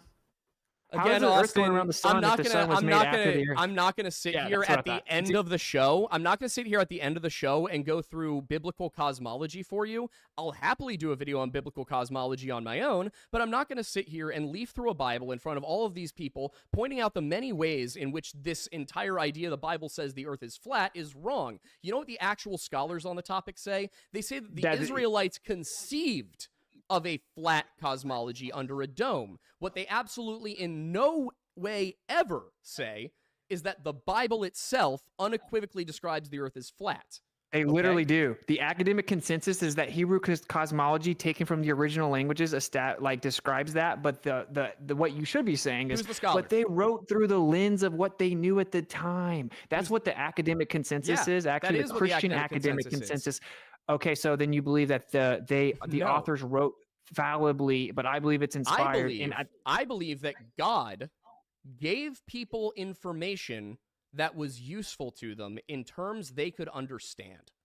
Okay, but I don't think the Earth's flat because of people claiming it in the Bible. You haven't explained once why you think the Earth is flat. We've falsified the radius value. What does that mean, we've falsified the radius value? Because I could have opened this entire discussion with the fact that we have film reels from space depicting the Earth as round, not edited film reels, raw film. We have pictures of the Earth. We have thousands of them. You just say they're CGI. Have you not ever caught them faking stuff? You never looked into it? Oh my God. What's fake mean? I'm genuinely asking in good faith. No, like, ironically, I actually do operate in good faith. No, you don't. Yes, I do. Like, I respect that you had the conversation. I know that it's a lot of information, and I know you have to make sure it looks like I'm the stupid flat earther. I'm not as stupid as you think I am. I'm very informed I'm not on as this. stupid I'm as you trying think to I be am. in good faith. You can double talk all you want. You can try and do this thing flat earthers do, where they pretend to be calm and civil while they throw the barbs into the passive language. I'm not dumb. I hear you doing it. I see you doing it. I didn't start it. I asked you a question at the beginning of the show, and you couldn't answer it once. Now, I also asked you, what's the moon? How do eclipses work? That's one that you should be ready and willing with an answer, right? How is it that the moon goes in front of the sun? How is it that the moon goes in front of the sun? Why would that be a problem? On the flat earth model. It goes in front of the sun? It just goes in front of it. When? How? What? What's the moon? You didn't think this one out. What's the moon? What's the moon? The solar eclipse isn't a problem for the flat earth if it's the moon. Yes, it is. First of all, if you don't understand basic geometry, I guess. No, I do understand basic geometry, actually. What I'm asking you is, what's the moon? Oh, so you're diverting to not the eclipse. No. See, you said what Austin, causes this the is called the eclipse? Socratic dialogue. This is called the Socratic. I know. I don't This is always get to. recorded. You I asked me don't what always causes get to the introduce eclipse. these concepts to grown adults, so this is fun for me. This is called the Socratic dialogue. It's where we start in one place and we I know work what the Socratic towards method the answer. is. I don't That's think not you what do you're doing. because again, you seem to think that the only thing the Greeks ever brought to the table was pedophilia. I don't know where you got that concept. I didn't say that. You said you don't think the Greeks were all that smart. No, I said I don't put them. I don't like separate them from everyone else as like they must have the truth. Nobody did that. You did. No, I didn't. You called them the educated, so they're the ones that came up with it. They were educated. No, I said they were the ones that Everyone came else up with thought it, the and then Earth I was a said the geocentric educated plane, people man. amongst them. You haven't even listened to me this entire time. You came in here with that? preconceived notions. You came here thinking I that you were didn't going to even be look right into you. about I came in here everything. completely open-minded in good faith. I was Sure you did. super open-minded Sure you in good did. faith. Dude, I don't know anything about your positions on anything. The only thing I've seen is you kind of talk reckless on X. You messaged me and said, I'm just trying to, get people interested in it. I said, no worries. And I was Yes. super chill. I came in here super chill and good So faith. did I. I'm telling jokes. I'm laughing. I'm letting you guys guide the conversation. If I was super cutthroat, I'd say we falsify the radius value, line of sight, microwave that mean? transmissions far over the frequency that can be reflected off the This is ionosphere. why That people refutes the call you radius word value. salad Whitsit. You'll never rebut that. You can't take me There's like going nothing to full rebut, force. Austin. You didn't say anything. You didn't say anything. You said electrostatic earlier, and you didn't know what you were talking about. You didn't know what it meant. Yeah, and you still never explained how it is that in a vacuum, two things of wildly differing density can fall at the same rate. You didn't explain it. You said a whole bunch of stuff you thought made sense because you live in an echo chamber where people are gassing you up constantly. And sorry, but I'm done being nice about this. I live in an echo chamber. That's why I've debated 1,000 people. And you've learned what are you nothing. talking about? Like, dude, I'll be real with you, man. I think it's very obvious you don't know as much about this. I know more about this than you do. Okay, you know a bunch of nonsense. Can you provide one piece of empirical evidence the Earth flies around the sun? All right, sure. Here we go. Okay, well, this is hard because you know so much more than I do, man. This is hard because anything I say, you're gonna point to, some bullshit experiment that you can't actually cite from 40 years ago. So, I cited all the experiments, and I actually dropped it in the chat so that they can know you're lying about it. You dropped a whole bunch of stuff into the chat that you knew we didn't have time to read. I dropped it in the YouTube chat so they can know you're lying about it. Okay, I'm sure that they can. Sure, whatever. They literally can. Yeah. I don't care, Austin. I really don't care. Entire website that has all the resources. Oh, hey, do you have evidence Eric Dubé's website with his 200 proofs where I debunked every single one of them? Is it that one? Is that one, Austin? No. Ether cosmology. Do you have evidence the Earth moves around the sun? I do. All right. Or is it just a blind belief that you have because you appeal to the authority of scientism and what's the planet Mercury? What's the planet Mercury? What's the planet Mercury? I asked you for evidence that the Earth moves around the sun. Socratic dialogue, Austin. Come on, bud. Come on, you can do it. I know you can do it. You asked me Mercury? What is the planet? What's the planet Mercury? I know that for people at a certain intelligence level, it's hard to conceive of hypotheticals. This is bad. It is bad, Austin. It's really bad, okay? You look dumb. I'm asking you a very simple question. What's Mercury? Well, I'll happily answer your question. It's a wandering star. It looks like it's what we call planets. It's called Mercury. What you did was completely avoid and try to get away from the fact that you have no evidence at all. Nope. Still going here. What do we see the question when Mercury goes across the sun? What is that? What do you mean? What do we see? It's called a transit. It's called a transit, right? What's Mercury doing? It goes in front of the sun. Why? Yeah, it never goes the other way. The way the Creator made it. It has a cyclical never goes the pattern. other way. So Mercury's it's called orbiting retrograde. the sun. I know more about every part of this. No, you don't. You're an arrogant, sick son of a bitch, and I'm tired of it. Explain Mercury. Explain Mercury's perihelion shift. Explain Mercury's perihelion shift. No, you are avoiding the question yet again. Answer the question. Why does Mercury traverse the sun? And just remember, I said, hey, how do you have evidence that the Earth moves around the sun? You said, what is Mercury? We're establishing that orbit exists. I answered your questions and then pointed out that your model doesn't work to explain Mercury. It's called Mercury's perihelion shift, and then you're accusing me of avoiding the question. No. What I'm accusing you of using word salad to deflect. I'm asking you, why does Mercury traverse the sun? Can you define word salad? Yeah, it's when somebody throws a whole bunch of words at people in order to divert the conversation or make it seem that they are more intelligent than they are. What I'm asking you is why does Mercury traverse the... You're going to arbitrarily define the term word salad? Are you kidding me right now? It has an actual definition. I'm sure it does. I'm using a colloquial one. I don't give a... Okay, I'm trying to remain family friendly. Why does Mercury traverse the sun, Austin? Why does Mercury traverse the sun? Why does Mercury traverse the sun? Well, that's a good question. I mean, there are planets that have a cycle. They seem to take a flower of life pattern from a geocentric position. They fit within a torus field. So I would say it's you can all be mapped out with a Lorentz magnetic force. What's that? So Lorentz magnetic force can explain all the motion of the planets, but you were supposed to be giving us evidence that the Earth moves around the sun. I'm working on it. You're doing what I said and throwing word salad on the table. What is that? What did you just explain? What is that term? What does it mean? Hendrik Lorentz is a physicist, so Lorentz just comes from his understanding of the relationship between magnetic and electric fields. I didn't ask how the term got its name. I said a magnetic force. I said a magnetic force. Do you know, dude? Just because you don't know what the words mean doesn't mean that it's Austin. Did you know that? This is called Dunning-Kruger. What you have, okay? This is Dunning-Kruger. You're projecting that. Actually. No, I'm not at all. Did you know that Dunning-Kruger goes both ways? Why does Mercury traverse the sun? You didn't even know Dunning-Kruger went both ways. You use it as an insult. How embarrassing. All right, listen up, jackass. Why does Mercury traverse the sun? Answer the question. Why is it so goddamn hard for you? I already did. No, you didn't. I said that they... No, you didn't. Can you still man what I said? You didn't say anything. I said, dude, they have a cycle, and from a geocentric position. And by the way, I'm aware that I probably look bad right now. I'm aware. I've just been dealing with this for months now, and I'm sick of it. I was told you're the best, Austin, but you can't tell me why Mercury traverses the sun. All you can do is claim something, and then not explain it. What is that reason? I already No, you said. didn't. That's like Aiden saying, "Hey, You're man, saying I why can't does?" answer questions because you won't let me answer the No, you questions. didn't Like it's answer the super question. super You goofy. didn't answer the question. You said it's this. Do you know what that means? No, Aiden. If you ask me why does a peanut butter and jelly sandwich taste sweet, and I say, well, because of the sucralose effect. I can't believe there That's are people not that acting like answering the you're question. winning. People think I'm winning, Austin, because not everybody's as dumb as you are.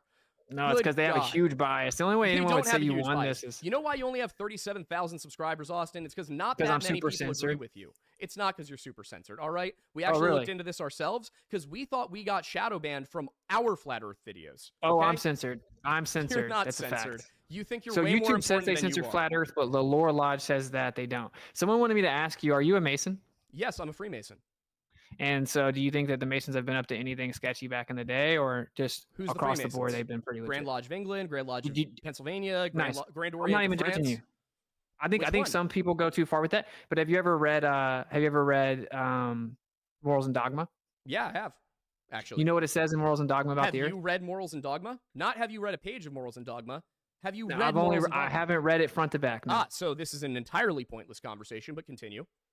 Okay, yeah. It says this just as we knew, like the ancients, right? The compass and the square represent the measurements of the Earth as a plane. They would use plane trigonometry for the Earth. So you We should use know. spherical trig for the sky.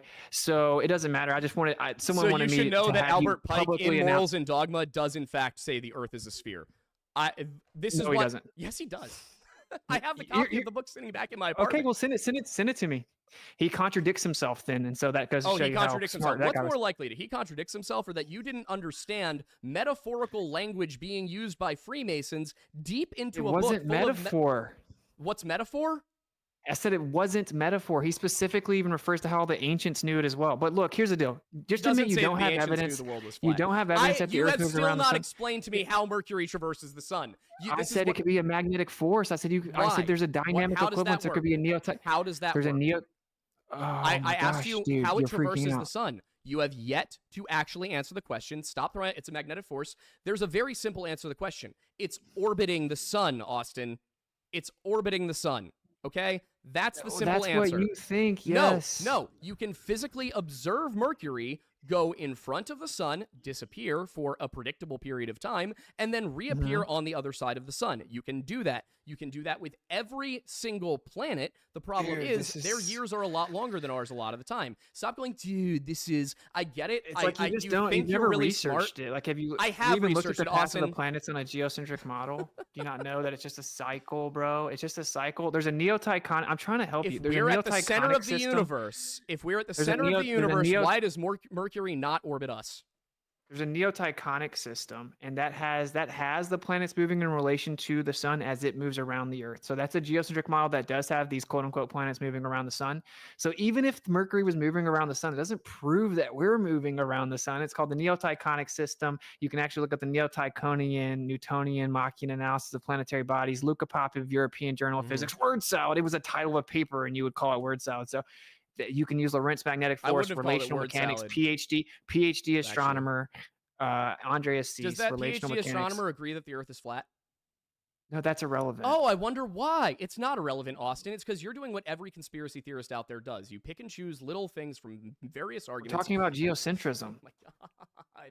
We're talking about flat. You can't even stay on subject. I am asked you on for evidence subject, the Earth- Austin. I asked you for evidence the Earth moves around the sun, and I then I you was asked me about working- Mercury Yes, because you don't have we an needed answer. to establish that orbit exists. That's where I was Optically, going. Yeah, Not yeah, optically. yeah. It exists. We know it does. And here's the thing. Here's what really gets Okay, me. you all don't right? have wanna know what really, evidence. Got here's it. what really. You want to know what really gets me? It's this. It's Is the that fact you that wanna we act have like the you know empirical more than you evidence. do. Austin, we have the empirical evidence. We have the photography. We have the experiments. You How sit does that here prove that we're moving through space? because we have the photography and we have the videography that shows us orbiting the sun and moving in space. That's not what your model says, dude. Your model my says God. that you can't tell that we're moving through space from the Earth or even from inside our galaxy, and that the sun looks like it moves in the sky throughout the year, but it's actually because we're moving. But while we're on the Earth, since all motion is relative, since this reference frame is relative know to what? the sun, we won't be able to. I knew this was a mistake going into You just it. said pictures and videos prove we're moving through space. That's incredibly but ignorant. No, it's not. It's not. Your It's own model doesn't claim that, brother. What's it does my not model? claim that. It's called the theory of relativity, the What's- mainstream What's heliocentric my model. model? I mean, what's my model? you never believe asked in the me. You believe in the mainstream heliocentric model that we're taught as children? I believe that the Earth, as long with all the other planets in our solar system, are orbiting the sun. I believe that. Yes. Did you know that that would require the theory of relativity to be true? Did you know that you can observe the curvature of the Earth from Earth with a telescopic lens on a camera, as we proved in our video on this? Because we looked at the islands in the Mediterranean from the location where they were shot, and you can see them, even though the flat Earth model says you shouldn't be able to. Okay, so you don't have evidence that we're moving around the sun. That's okay. You're moving over to curvature. So I'm not moving over to curvature. You went ahead and completely ignored the question, which was me saying Mercury orbits the sun.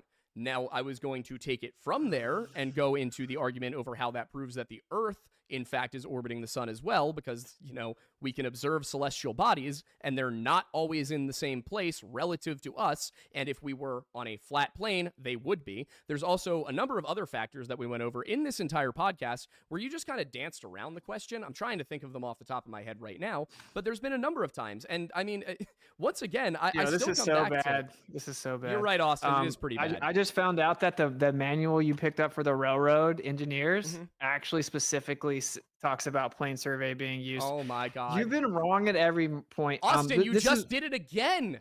You just did it again. It literally says the railroads are all built in segments, just like I said. Someone else just sent me that. I haven't read it. So does the book I just not want to say, point does out, the book man, not look, have an I entire wanted to have a chapter good faith dedicated to conversation measuring? with you, You didn't, man. Austin. Look, You didn't want to have a good. You did not want to have a good faith conversation. I did, bro. No, I did. I was willing to didn't. come here and just talk about the easy stuff. I followed you guys around Antarctic videos, and like. And we looked at the Antarctic videos, and they didn't support what you said, Austin. You guys believe in like videos from the government and stuff, and I was still just being nice to you, bro. Videos from the government and everything. You believe in random experiments you can't even cite. I've done them myself, and I cited all of them. That's just a lie. I don't know why you're wearing a cross, man. Because I'm actually a Christian. I actually read my Bible. I study it. I have a channel. Why do you keep lying about me? You know what bearing false witness is? This isn't bearing false witness. This is me just analyzing what I've seen, Austin. I've tried to bring it back down quite a few times, man. I was so polite. I was so respectful. I did such a good job, and you broke me around 8:30 p.m. You broke me. Actually, as soon as I brought up that you can't have silhouettes refract and that you can predict them in advance, that's when you started getting kind of like squirmy around. Austin, we explained everything you said, and you sat there and smirked over it, even though you were being proven. Oh my God, yes, we did. All right, this isn't going to go anywhere. Okay, you know what? Okay, give it's all people good, your man. socials. Just give people your socials. Just give them the socials and get off of my channel. Yeah. Okay. Like, so this is pathetic. My socials are I'm just like you can't verify there's a tilted spinning ball, but it's okay. Yes, we have. Sorry, I, the historian on YouTube, can't verify it. It's not like a bunch of that's all good. We could have had a good have. faith conversation, man. We like did try to have a good faith dropped out of conversation, college. and then you started. I'm not claiming. You I'm not claiming to be an dropping all the expert. words out. Yes, I didn't you come in are. here acting like I was better than you. You came in here and you literally said, "I've researched this more than you." I said it like this. I said, after much of the conversation, I said respectfully, it appears that I've looked into a lot of this more than you. After you dismissed a whole bunch of things that we said with no actual reasoning, you just ignored the fact that you were completely wrong about how far below the horizon a mountain should have been. I was very nice in not contradicting you and cutting you off. I tried to give you the benefit of the doubt. You know what? We did it. We've been here. It's over. So can you give me your word you're not going to take this down? Is there a single podcast we've ever taken down? I don't know, brother. No. I'm like, I think when you watch this back, though, you may want to. And I'll be honest with you, man. Want to give them your socials and get out of my house. I'm trying to be cool with you real fast. Like I'm not, Austin. I'm not trying to be cool with you. I don't fine. like you. I'm saying I can admit that I maybe said some things I shouldn't have at times, but like honestly, I came here in good faith. That's the truth. I could have been much more cutthroat with the arguments, and I was could trying have been the same, and I didn't. That's what I'm telling you. I think the other guy's pretty cool. I think you were cool for a lot of the time. I'm sorry if I triggered you. Whatever I did, I apologize. I got sick of the lies. Give them your socials and get off my show. Okay, it's Witsit Gets It on all platforms. Witsit Gets It on X. And for people that are new to this, you should at least go watch The Principle in Heliosorcery, and that's just about geocentrism. You can keep your globe or whatever. That's like kind of the first step.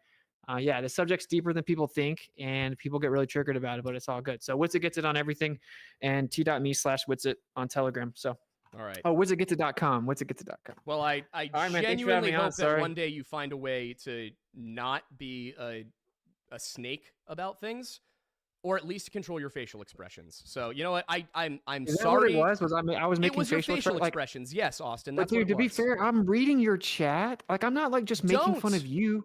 Like, I'm reading your chat, and some people are saying ridiculous things. So if I smile, it's not like I'm Yeah, trying to. I was Austin, trying to be I nice did the to you, same man. thing. So I read the chat, and you know what I didn't do? I didn't smile. I didn't smirk. I no, you didn't started giggle. screaming at some random person in the chat at some No, point. I very calmly said something. So here's the thing. I'm sorry for getting heated. I accept that I maybe went a little too far, but I mean, when you sit here and you smirk and you go type off to the side and you're doing all your little things, it comes across, and maybe this is the conversation that needed to happen. It comes across from flat earthers that you guys all think you're smarter than everybody else. And when you sit there and you say, oh, well, I can't believe anybody actually believes the earth is round, you're essentially just insulting everybody who I've doesn't never agree said with that. you. Sure, I've maybe never you said haven't, that. but you have to understand what the rest of the flat earth community is like, right? Sure, but there's bad people everywhere. I mean, All right, everyone well, that's a flat earther used to think the earth was a globe. So it would be insane for them to say that. all right, well, Right? you It know would what? be Here, insane how for them about to say this? that. I will apologize for getting too heated and being intense about it. Maybe you actually did come here in good faith. I'll take you at your word.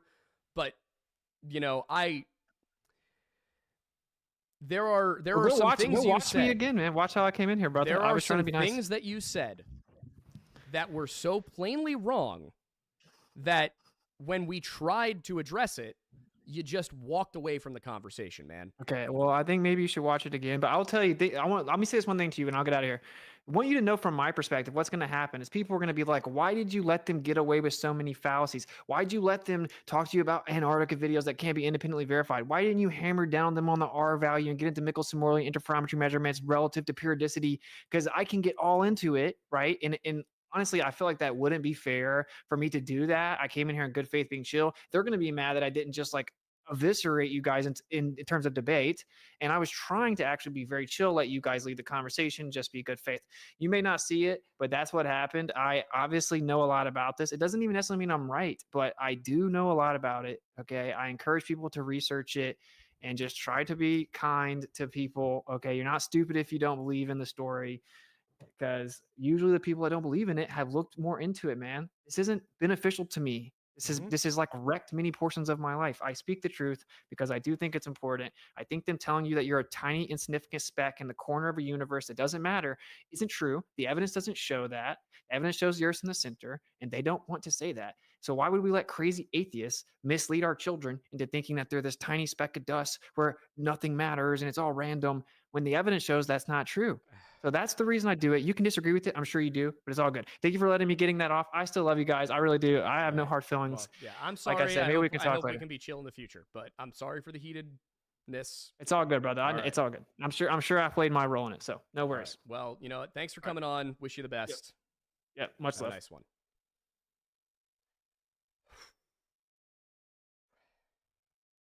You okay there, bud? I want to hit people. What did we learn tonight? That at a certain point, some people just.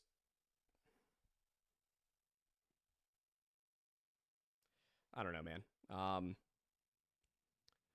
I think there's, you know, some things people get so fixated on.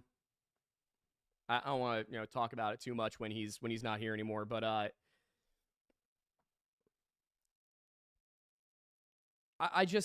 feel like there were important questions that were just never answered. You know. I think it was a difficult. I guess we can do a quick debrief here. I think it was difficult because you've been so deep into all this, and I think there, you know, and you acknowledged at the end there was a little bit of projection from things you've dealt with in the past in this community onto him. That, you know, you saw some things, misinterpreted them potentially, and, you know, that got you heated, understandably so. And I think from his perspective, it was kind of a mutual scenario in which you've got your argument that you're very familiar with, that you're, you know, that you are very confident with, and he's got his argument that he's very familiar with, that he's very confident in. And I think there were, intentional or not, there were some gotcha moments where both people were kind of expecting one person to either answer or not answer certain things. And because there was a mutual searching, nobody was quite doing exactly what they expected the other to do. What frustrates me about the whole thing is the important stuff. Like there were things that I brought to the conversation that I was equipped and prepared to talk about, right? Because I'm not an astrophysicist. I'm sorry if I derailed it too No, much. you're good. You're good. You honestly, you were fine. I'm not an astrophysicist. I'm not going to sit here and I'm not going to talk about astrophysics because I can't explain to you, why it is scientifically that we think the Earth is rotating around the sun. What I can do is give you the observational reasons why we think that. The fact that, the Earth rises and sets in relatively different places and relatively different times all throughout the year.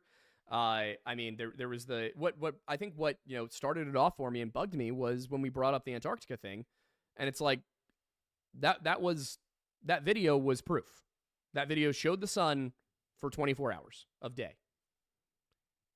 Like I personally cannot comprehend how somebody could watch that video and come to the conclusion without any evidence that it's fake that it does not show the sun in the sky for 24 hours straight. Like I don't know how you do that. The thing with the mountain that like it doesn't matter that it actually should be visible. Austin said, it should be the top of the mountain should be 2.5 miles below the horizon. And I looked into it and no, not true. The islands in the Mediterranean that on a flat earth model should be completely visible if they're visible from this far away. But they're not. You can only see the tops. Like, I don't know. I don't know how to have a conversation with somebody who refuses to acknowledge reality. I think it's because, and I think this is the biggest disconnect, is because the basis of your arguments and his arguments are so fundamentally on different planes, to be ironic for the situation. Yeah. That for every argument you have, he has a defense. But that's the thing is, they weren't defenses. Like, that's why I kept asking, well, what's the study? What's the university? Who's the professor? And I think at the end of the day, the thing that really got me, and it's because I see it so often, whether it is Missing 411 or Tartaria or Ancient Apocalypse, no matter what we're talking about, people will take bits and pieces of information and combine them to say, hey, look at what the facts say. But they'll even cite it. They'll be like, this is from a PhD. Like this guy has degrees. He teaches at universities, and he said this. But that person doesn't agree with them. So it's frustrating for me to sit there and it's like, yeah, I'm sure that I'm not as well versed in the specific astrophysics terminology because I'm not. But I find it hard to take somebody seriously who says this person's work says this when that person disagrees with the overall concept. I think I get where you're coming from, but can you explain for the audience why that's difficult for you, just so they can understand? So, I'm trying to think of how to put it in the right words. If you have, if I were to write a paper, and in that paper I mention that, say I'm writing a paper on Vikings, and in that paper I say that on a couple of occasions there have been female Norse people found in burials with male clothing and male weapons. Not male clothing, but warriors' accoutrement, right? If somebody then takes that and says, well, half of Viking warriors were female, and they cite me as saying we found Viking female burials, I never said that half of Viking warriors were female, right? This is obviously just a piece in a puzzle. But what people will do is they will go and they'll say, all right, well, I'll take this piece of argument from here, and I'll take this piece of argument from here, and this piece of argument from here. And even though all three of these people agree that I'm wrong, if I take parts of what they found piecemeal, and then I put them together in a way that appears to support my argument, then I'm right. So that's the thing is if you have, to make it much more complicated, if you go into physics, yeah, a physics paper may say that you know, I don't know enough about physics to have a like it may say you know, point A is true. That doesn't mean point B follows.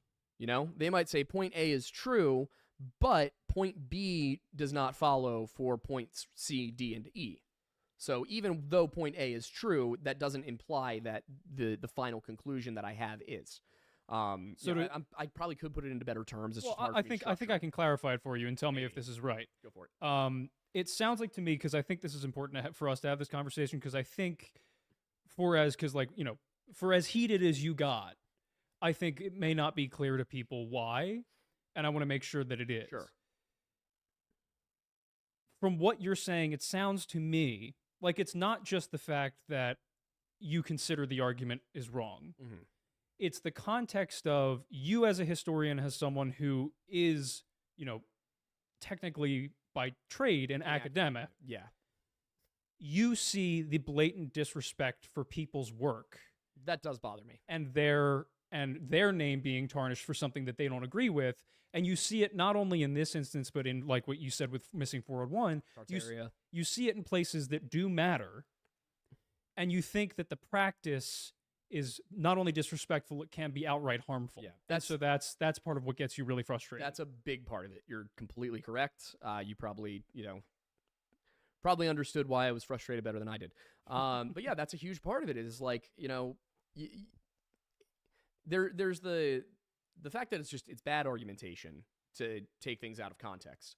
Where it really bugged me was the first time this happened was with Mom Millennial. When the whole TikTok controversy happened, because what she did was she went and, you know, grabbed a paper and was like, hey, look, this paper says this. I think it might have been Milo, Mini Minuteman, who actually went and talked to the person who wrote the paper and went, wait, what? No, it doesn't. Like, that is not my argument. So it frustrates me when I see people go and, like, in terms of argument, take things out of context, because at the end of the day, you know, Austin said it doesn't matter if the astrophysicist agrees the Earth is round, because a tiny piece of their paper said something about calculating things based on a plane. And I think part of the reason I got specifically heated about that comment was because another Flat Earth account on TikTok came out and posted a whole bunch of sources that said the Earth was flat and that was taught in the 1800s. And then some of them were government documents about like the SR-71 and how early on in its development, the calculations they used were using a flat plane, because for all intents and purposes, an aircraft is essentially flying over a flat surface because of the way the atmosphere works, because of the way gravity works, because of the way avionics works. So it's not that it is flat, it's that because of the way that the whole Earth functions, you can make calculations as if it were. So that's what frustrates me. That's the struggle, is like, yeah, relativity. You know, we brought up the theory of relativity a whole bunch of times. Like, relativity is important because certain things are going to be, we're still here, but, we're not technically over there, but yeah, certain things are going to be higher. You know, you're going to be able to see farther when you're higher. It's little things like that. Yeah, relativity exists. I don't care about the theory of relativity as applies to gravity. What I know is that if I watch a feather, which is very low density, and a bowling ball, which is very high density, fall in a vacuum chamber, and you haven't actually displayed how the electromagnetic forces would operate on those two objects, you haven't actually explained, how much material actually was in the vacuum chamber. It's just kind of this, if we assume perfect conditions, that experiment would go differently. That's not how it works, man. And I tried to get that across, and it just felt like it was a brick wall. Like, because at the end of the day, feathers and bowling balls aren't exactly known for conducting electricity. Like, a feather is going to be more conductive than a bowling ball, because one's ceramic and one's organic. But, like, there was no good explanation for that, and it felt like we just moved on to another thing. And it's every time there should have been a sticking point, it was just brushed under the rug so that we could get on to yet another thing with a long name to talk about.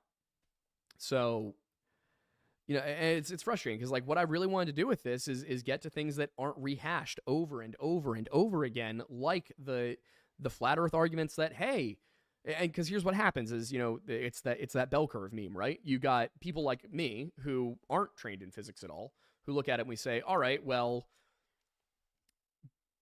I've been taught the Earth is a ball floating in space and that it spins and orbits the sun.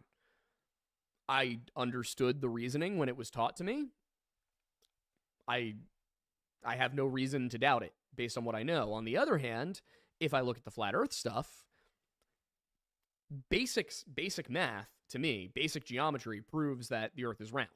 Eratosthenes showed it. I mean, once again, like if there's a local sun, Austin at the beginning of the show said, and I tried to bring this up at one point, but at the beginning of the show, he said that, he doesn't know. And he would say most flat earthers don't know what the reality is. And it's like, well, you can't, if I say that the sun is 93 million miles away and the astrophysicists have their calculations, I'm not going to understand it personally. I'm not going to sit here and sift through it. It's probably math I couldn't even read. But they are experts in their field. They're not coming into history and telling me I'm wrong. In fact, I would be willing to bet if they tried to sit down and have a beer with me and talk about the Crusades, they'd get everything wrong. And I would sit there being like, sure, buddy, whatever you think. Like, so that's why I went for the simple side of things. It's like, all right, well, the Earth's curvature number they give us is this, right? So let's use it. Does it work? It does every time. All right, well, on a flat plane, that should be visible every day. It's not. For example, the Chicago thing. You can see Chicago across Lake Michigan on, certain days in very specific conditions. If you can see Chicago from Michigan, you should always be able to see Chicago from that spot, right? If the Earth is not curved. Weather conditions permitting, of course, but again, like, there's going to be more than one day every few years where you can do it. Fact of the matter is, you can't. And I couldn't get to that point because every time I tried, it was veering off into something else, And that's what frustrates me about the argument. That's why I kept trying to bring it back to things. It's...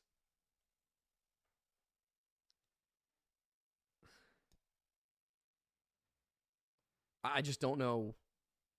I don't know how to address like the basics when everything we got to from the basic stuff, the observable stuff, is in favor of a curved Earth, all of it. And then what happens is we move into I've done a little bit more research on this side of things, and we get into that middle of the bell curve where it's like the flat earthers are, where it's like I know more than most of the globe people, right? So I'm going to be able to do this thing where I cite random studies and I bring up names, and most people aren't going to ask for the actual title of the study. I don't know if I was prepared for the stuff I'm an expert in. I was able to list off the top of my head church fathers who wrote that the Earth is a sphere. I would assume that somebody who is well-versed in this could cite the studies by name off the top of their head. So that frustrated me a little bit, but I mean, when you get down to it, like, if the guy were to sit down with Carl Sagan, he's not going to win. Like, so I think that's what frustrates me is, it's picking and choosing which details are relevant, because the fact of the matter is the mountain that he said should have been invisible should have been visible every time. Chicago should be visible every time if it's visible once on a flat Earth. So, that's why I wanted to get into, like, when did the lies start? Who started it? Why? What's the motivation? Because if there's no reason to lie, one person might lie just for the hell of it. Keeping a conspiracy this big with nations that are at war with each other? One other thing I want you to clarify before we wrap up, because I think it's going to be... Obviously, we're going to be learning a lot from this podcast in a variety of different ways, and I think this is one thing where I think people are going to come at you, as he did, was the bit with Mercury and him asking you to prove that we go around the sun, and then you kind of continuously going through instead of answering his question, asking him questions. I was the one asking the question. Well, but that's the thing is it's Socratic dialogue. well, that's the thing is I think there are going to be people that aren't necessarily as familiar with that as you are. I'm one of them. Mhm. So, if you Can could we explain, clarify what a Socratic dialogue is? well, I know generally what it is, Yeah. but in terms of like the details, because for a lot of people it's going to seem, I think, that you were dodging the question there, Mhm. and I understand what you were doing. Sure. Yeah. But I think it's important to clarify that. Yeah, so my goal with the whole Mercury thing is to show that something orbits the sun. Because if one thing can orbit the sun, everything can orbit the sun, right? Within our solar system. That makes sense. So my point was going to basically be, if Mercury traverses the sun because Mercury is orbiting the sun, we can predict where Mercury is going to be in orbit around the sun to do that, we have to factor in our orbit around the sun, right? The sun is not orbiting us. Mhm. There are a number of ways to observe this, and you can prove it. So we know that things orbit us. We know that things orbit bodies that then orbit the sun. Occam's razor is that if everything else is orbiting the sun, so are we, right? That's the simple explanation. There is absolutely a physical, astrophysics explanation for this. I don't know what it is. I don't need to. It doesn't matter for my day-to-day life. But it is important when we're talking about these things, and this is why it gets so disjointed, and that's the tactic for flat Earth people, is go into the rest of it. Because if we're not orbiting the sun, how do eclipses work? If the moon and the sun are both up there, floating around in some sort of physical dome, how do eclipses happen? Why can we predict them? Why is so much of astrophysics predictable? Why is astronomy so predictable? The flat Earth models that they claim work don't actually. But the problem is, I can't possibly know every flat Earth argument there is, because there are multiple ones that cover the same topic. So, the conversation got into a place I wasn't prepared for it to go, because what I wanted to do was focus in on this idea that there's some global lie. Because in my opinion, that's core to this. And real quick, before we touch on that, just explain. So you gave a good answer for the Mercury thing. Why in that moment were you asking the questions instead of giving that answer? Because I wanted to see where the logic would break down for him.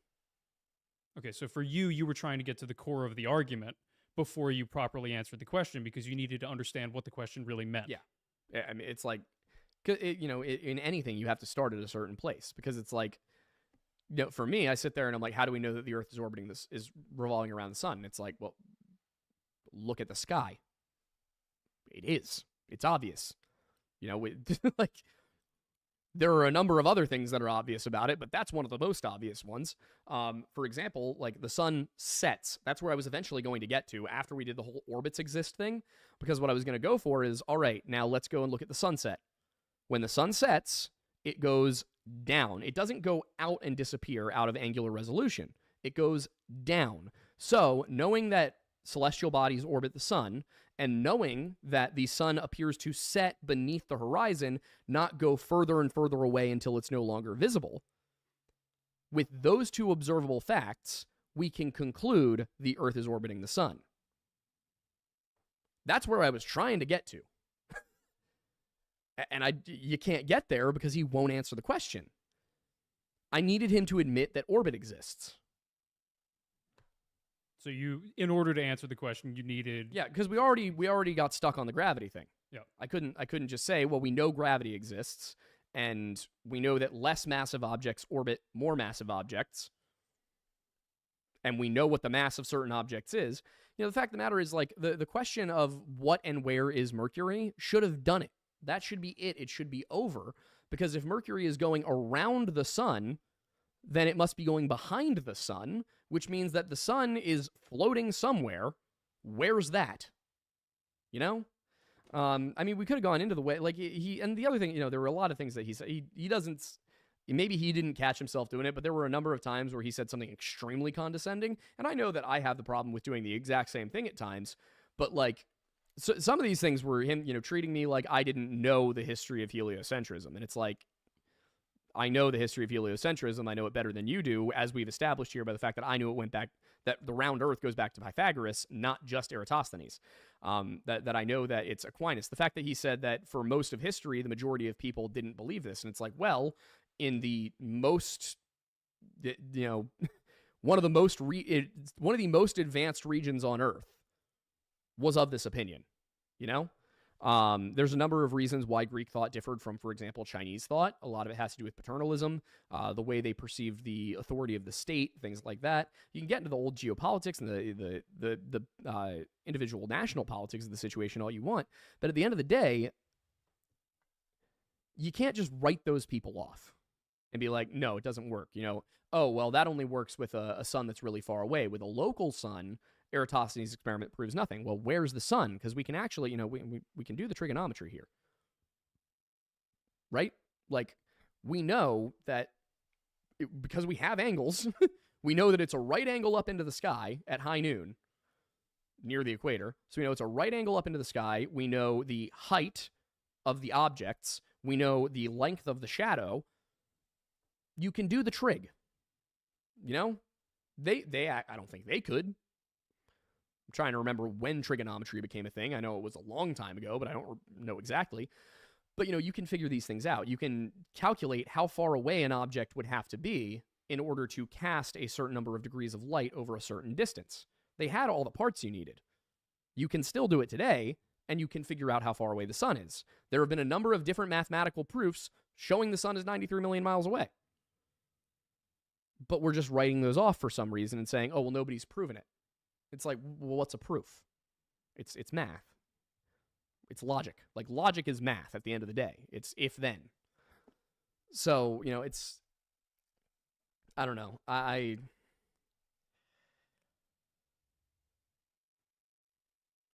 was warned.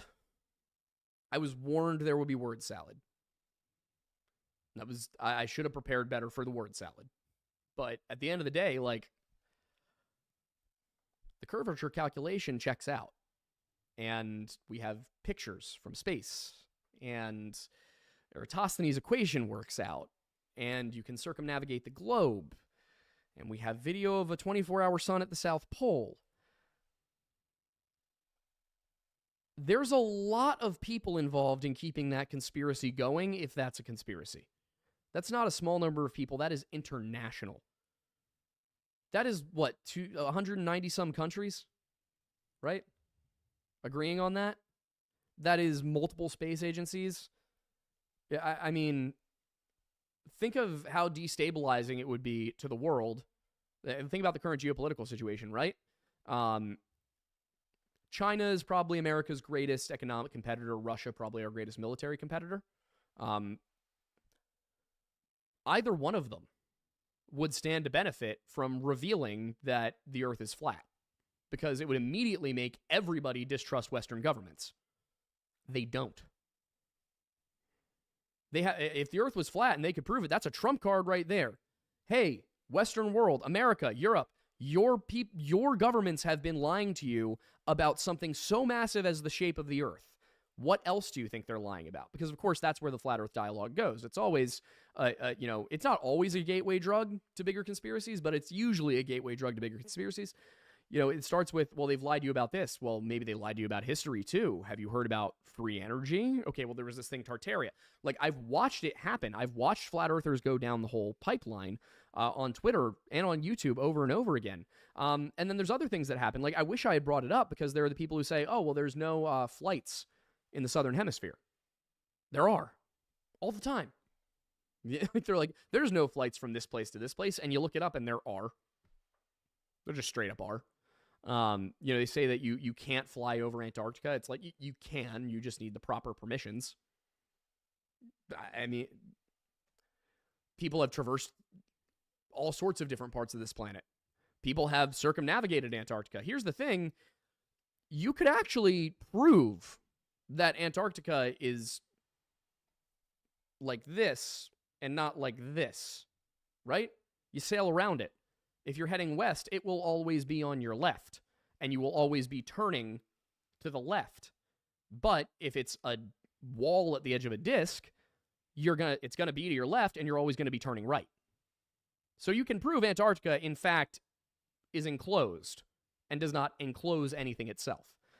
So these are all the arguments I was trying to get to because I wanted to stay on the observable realities, but we kept getting pulled off into the theory and all that. And it's like, no, let's go with the practical stuff. You can prove that Antarctica is a round continent at the bottom of the planet because you can sail around Antarctica and always have your heading going south.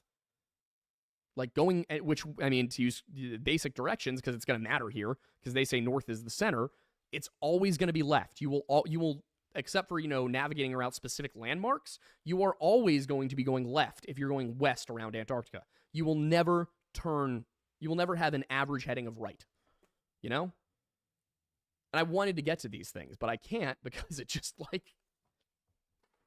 and I think part of it, Austin says he was here in good faith. Maybe he was.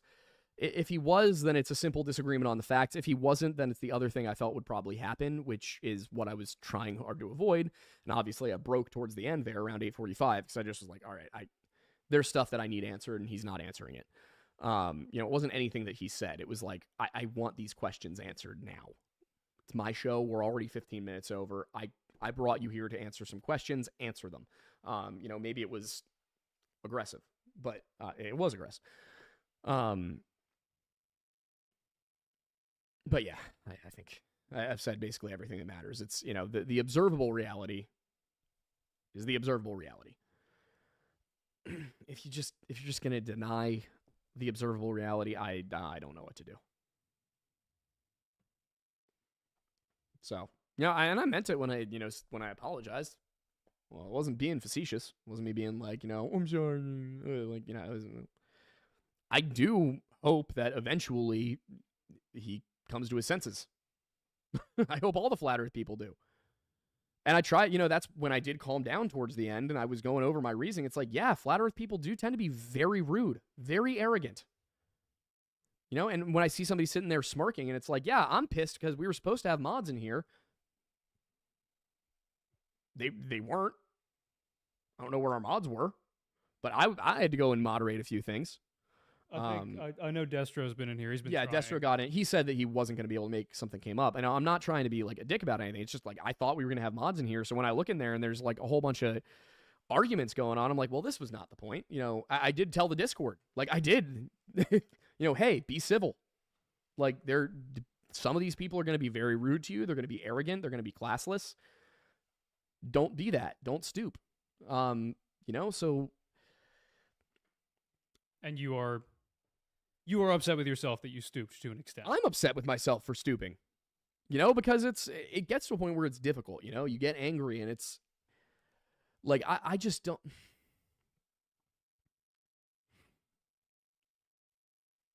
I just don't know how to address something like that, because at a certain point I was like, we're not going to get anywhere. This, like 20 minutes in, I knew we weren't getting anywhere. Like that, it was never going to happen. He was already denying facts. Like already saying nobody believed this until recently. And it's like, nobody believed what you believe until recently. And I can back it up. I have the evidence. I have the proof. And it's, oh, well, it doesn't matter. Well, no, it does matter. Because at the end of the day, like, why would people lie about it? What's the reasoning? People do things because they have motivations. And the hiding God thing, it's like, we can sit here and we can have a theological discussion. Like, that's a thing I can do. Don't try to do it with me 2 hours into the show and we're already 40 minutes over.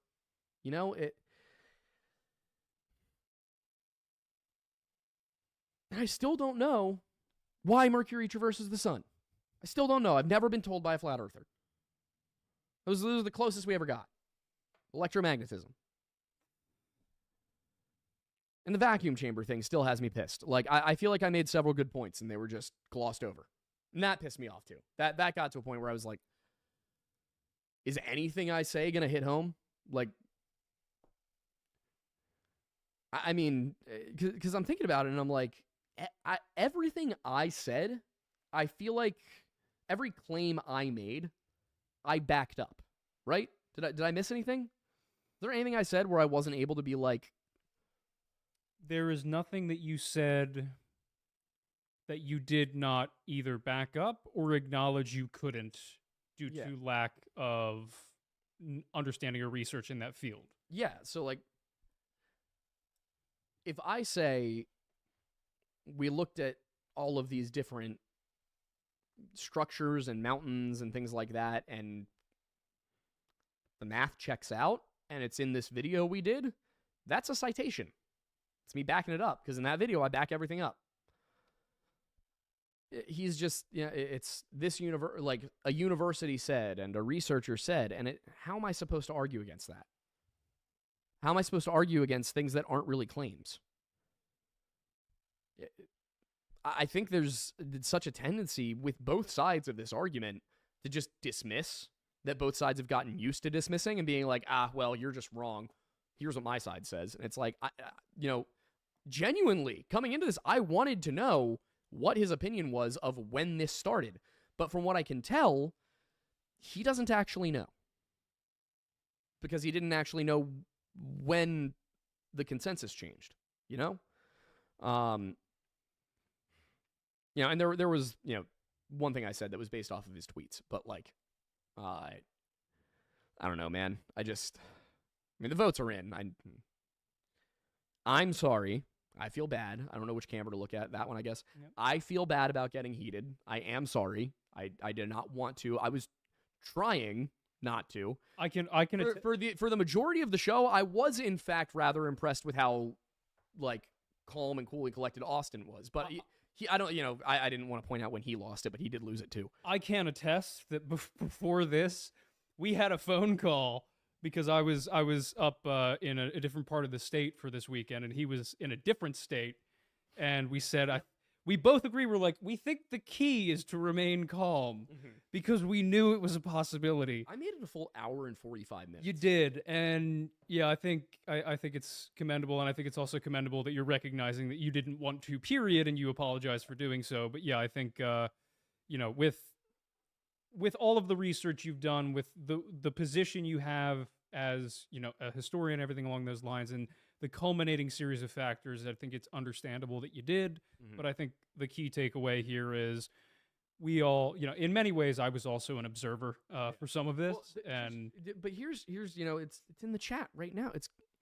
It keeps going. Like somebody just said, where was it?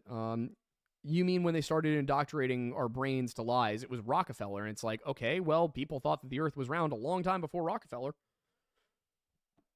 That's my point, is like, I want to get back to the origin, because the claim is that this is a big lie. We can't just ignore that that's part of the claim, right? So I do want to, if we could just take a minute and go through super chats. Sure. I want to touch on things. We did ask Castor. We did ask what he thought was on the other side. I don't know if you're still here because that was sent a long time ago, but he said he doesn't know, which, to his credit, fair. I would much rather somebody say, I don't know, than try and give an explanation for something they don't understand. Local Legends Burton Moran said, isn't the earth on the back of a giant turtle, JK? There are a few stories about that from around the world, actually. Somebody gifted 5 memberships. Pablo Raul Pereira. Thank you, man. That's appreciated. Ryan Whitcup for 1543 said, YouTube wouldn't let me semi-chat for Weird Bibles. Here's a little more than I usually give. Oh, thank you. As a Christian, how do you feel about hate, and if it's something we should avoid feeling as Christians? Yeah, you're supposed to not hate people. You're allowed to hate concepts and ideas. You're not supposed to hate other people. I will admit that I often find myself struggling when it comes to certain communities online. Sometimes I feel violent. Elena DeHowler actually said $4.99. Donating, just say that I appreciate you, Aiden's. Okay. Aiden's, both of us. Thank you, Elena. Marquesta Igrev said, I do have a question for the Flat Earth side. How does any of this information advance? Okay, so obviously they're not still here. But I don't think the point is to advance anything. I think the point is to expose a perceived lie. Ms. Mori said, as an artist, I have an issue with Flat Earth. Explain the sun stops receding and going down, up and going down and up over the horizon line. Yeah, that's what I was trying to get to at the end when we were talking about the moon. The sun set as it is cannot be explained on a flat Earth model. It should get smaller and smaller and farther away. It should never sink beneath the horizon. It should be going away from you like that. See, Ryan Tanner said, here's some money. Can't bear the low IQ in chat. This is my comment spewing nonsense. Hearing a bozo scam the gullible makes my blood boil, so I'm out. Brutal. Thank you, Ryan, though, for the money. Caster said the flat Earth experiment where they bought a 20K gyroscope disproved flat Earth. Yep. There's also that. I felt it was just pointless to bring it. As far as the good faith thing goes, that's why I didn't bring up the moon till the end. I knew that's his Achilles heel. I was told this. I've watched him dance around the question in multiple debates. There's a reason I held off towards the end. And we didn't get an answer. He doesn't have an answer for that one, by the way, anywhere. Gomb, for his 10-month membership, thank you, man, said, if the world is flat, what do you have to say about my girlfriend who is my world? Also in Dussy tier list when. I love that. No, your girlfriend is very round, I'm sure. Rotund, even. Based on some of the things you said earlier, I think an interesting video at some point would be the conspiracy theory pipeline. What's that? It's something that you came up with in this video. The conspiracy theory pipeline. Yes. Oh, that would be a good one, actually. Yeah. Yeah. Down the line. We've done a little too many. We should make some of those. We should make one of those old anti-drug campaign ads. Oh yeah. And just start there. Be like, don't do flat Earth, or it leads to Tartaria. 20 years from now, somebody's gonna be like, a long time ago, a historian on YouTube said that if you start studying the flat Earth, you'll accept Tartaria. I do also want to give an official shout out to Destro. Yeah, thank you. Because I was scrolling through chat here for a second and I realized that you said that you were supposed to be at a family outing. I did not realize you caught back into that. Yeah, we were not aware of that no. at all. So we appreciate you so appreciate much it, for yeah. doing that. We hope that you did not miss much for this. As grateful as we are that you dealt with this situation, we're sorry that you had to choose this over that. Yeah. But yeah, we will very much want to show our gratitude for that because that is a big favor. So thank you. Yeah. Kellen, our resident Fed, for $20 said, "We in the government do not lie." It's true. It's true. They never lie. Not once. It's true. He gave us hats. See, the thing is, he works for the government, and the government always lies, which means if he says the government doesn't lie, he's lying, which means he's doing precisely what we expected. Yes. Totally Not JMO for 529 said, the milk has given knowledge. The earth is a glass that contains the milk of the world. I asked of it to explain, and it did. I cannot through text. Oh my God.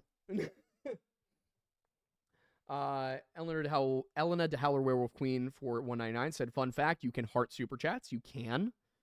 You can click the like button. We don't have Archie, unfortunately. Totally Not JMO. He's back at the apartment, but I will get you an AWU for the next stream for sure. I will say Friday, because Kat and I stayed at my place that night. The boy, I've never seen him so cuddly. He is like, granted, I haven't been around him like that long of a period for a while, but oh my God. Just all he wants to do. Yeah. All he wants to do. It is so adorable. He's a good boy. He's such a good boy. Run Boston Bear said, Witsit, what should people watch if they're curious about this topic? Okay, so that was more for Witsit. I mean, all of those are probably... Yeah, we're probably going to wrap he it. would have said. Yeah, I'm getting there. 10-15 probably? Yeah, definitely. Jaden Zinn, I'm about halfway through. I'm going to keep going. Oh, Jaden Zinn for 2 sent us a 1-up with a hippo sticker. Cool. Ozzy Walker for 21.69 said, I admire your persistence. First 3 Stooges, Flatzoid's perspective. The people who I called a subtraction equation rise over run repeatedly. Yep. Oh boy. Now, this gentleman, if you had actual Northern European ancestry, I would 100% believe you were a member of my family. Keep being the handsome bastards you are. Thank you. Yeah, we got to figure that out. I don't think I trust the DNA test I got. It seems a little wrong. I really heavily doubt that I'm 8% Middle Eastern and 4% Ashkenazi Jewish You never and know. 0% German. Because my grandmother was like German from her parents were from Germany. Her grandparents. So like I'm German for sure on both sides of my family. So like what happened here? You never know. I also turned out less Celtic than I expected, and I have multiple Irish and Welsh ancestors, so I was confused by that. Dominic said, do these lore loons believe in Apollo, Challenger, or ISS? Pretty confident the Challenger exploded. R.I.P. That's one I'm not really going to question. A whole bunch of people died. Apollo, again, have no reason not to believe. You know, it usually tends to stop at people being like, well, how did we lose the technology? And if you actually look at what they said, it's not we lost the technology. It's We lost the funding. nobody makes these parts anymore, and the people who designed all of it aren't around. So there are certain things nobody actually knows how to connect because only certain individuals knew how they worked. And it's like, that's not the same thing as we don't have the technology anymore. It's literally what they've said is we couldn't send another Saturn V. We couldn't send another Apollo mission. We can still get to the moon. We do. We have lunar landers. Like,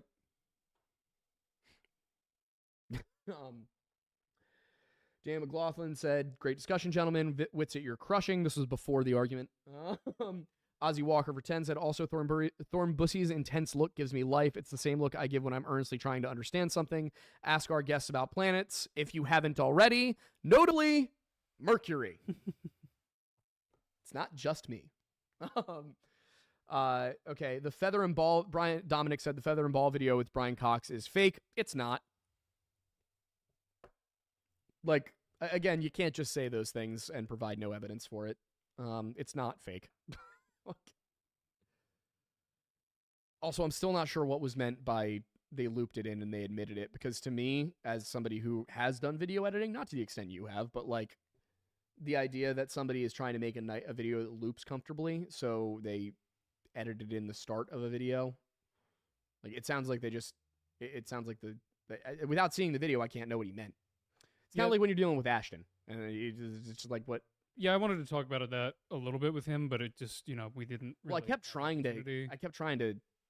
You didn't know where the video was. Yeah, I mean, I don't really know I don't know what platform it was looped on and things like that, but I know for like TikToks, they will frequently use the end of a clip as the beginning, so it loops. Yeah, like that's what I mean. Is I feel like that's probably what they said,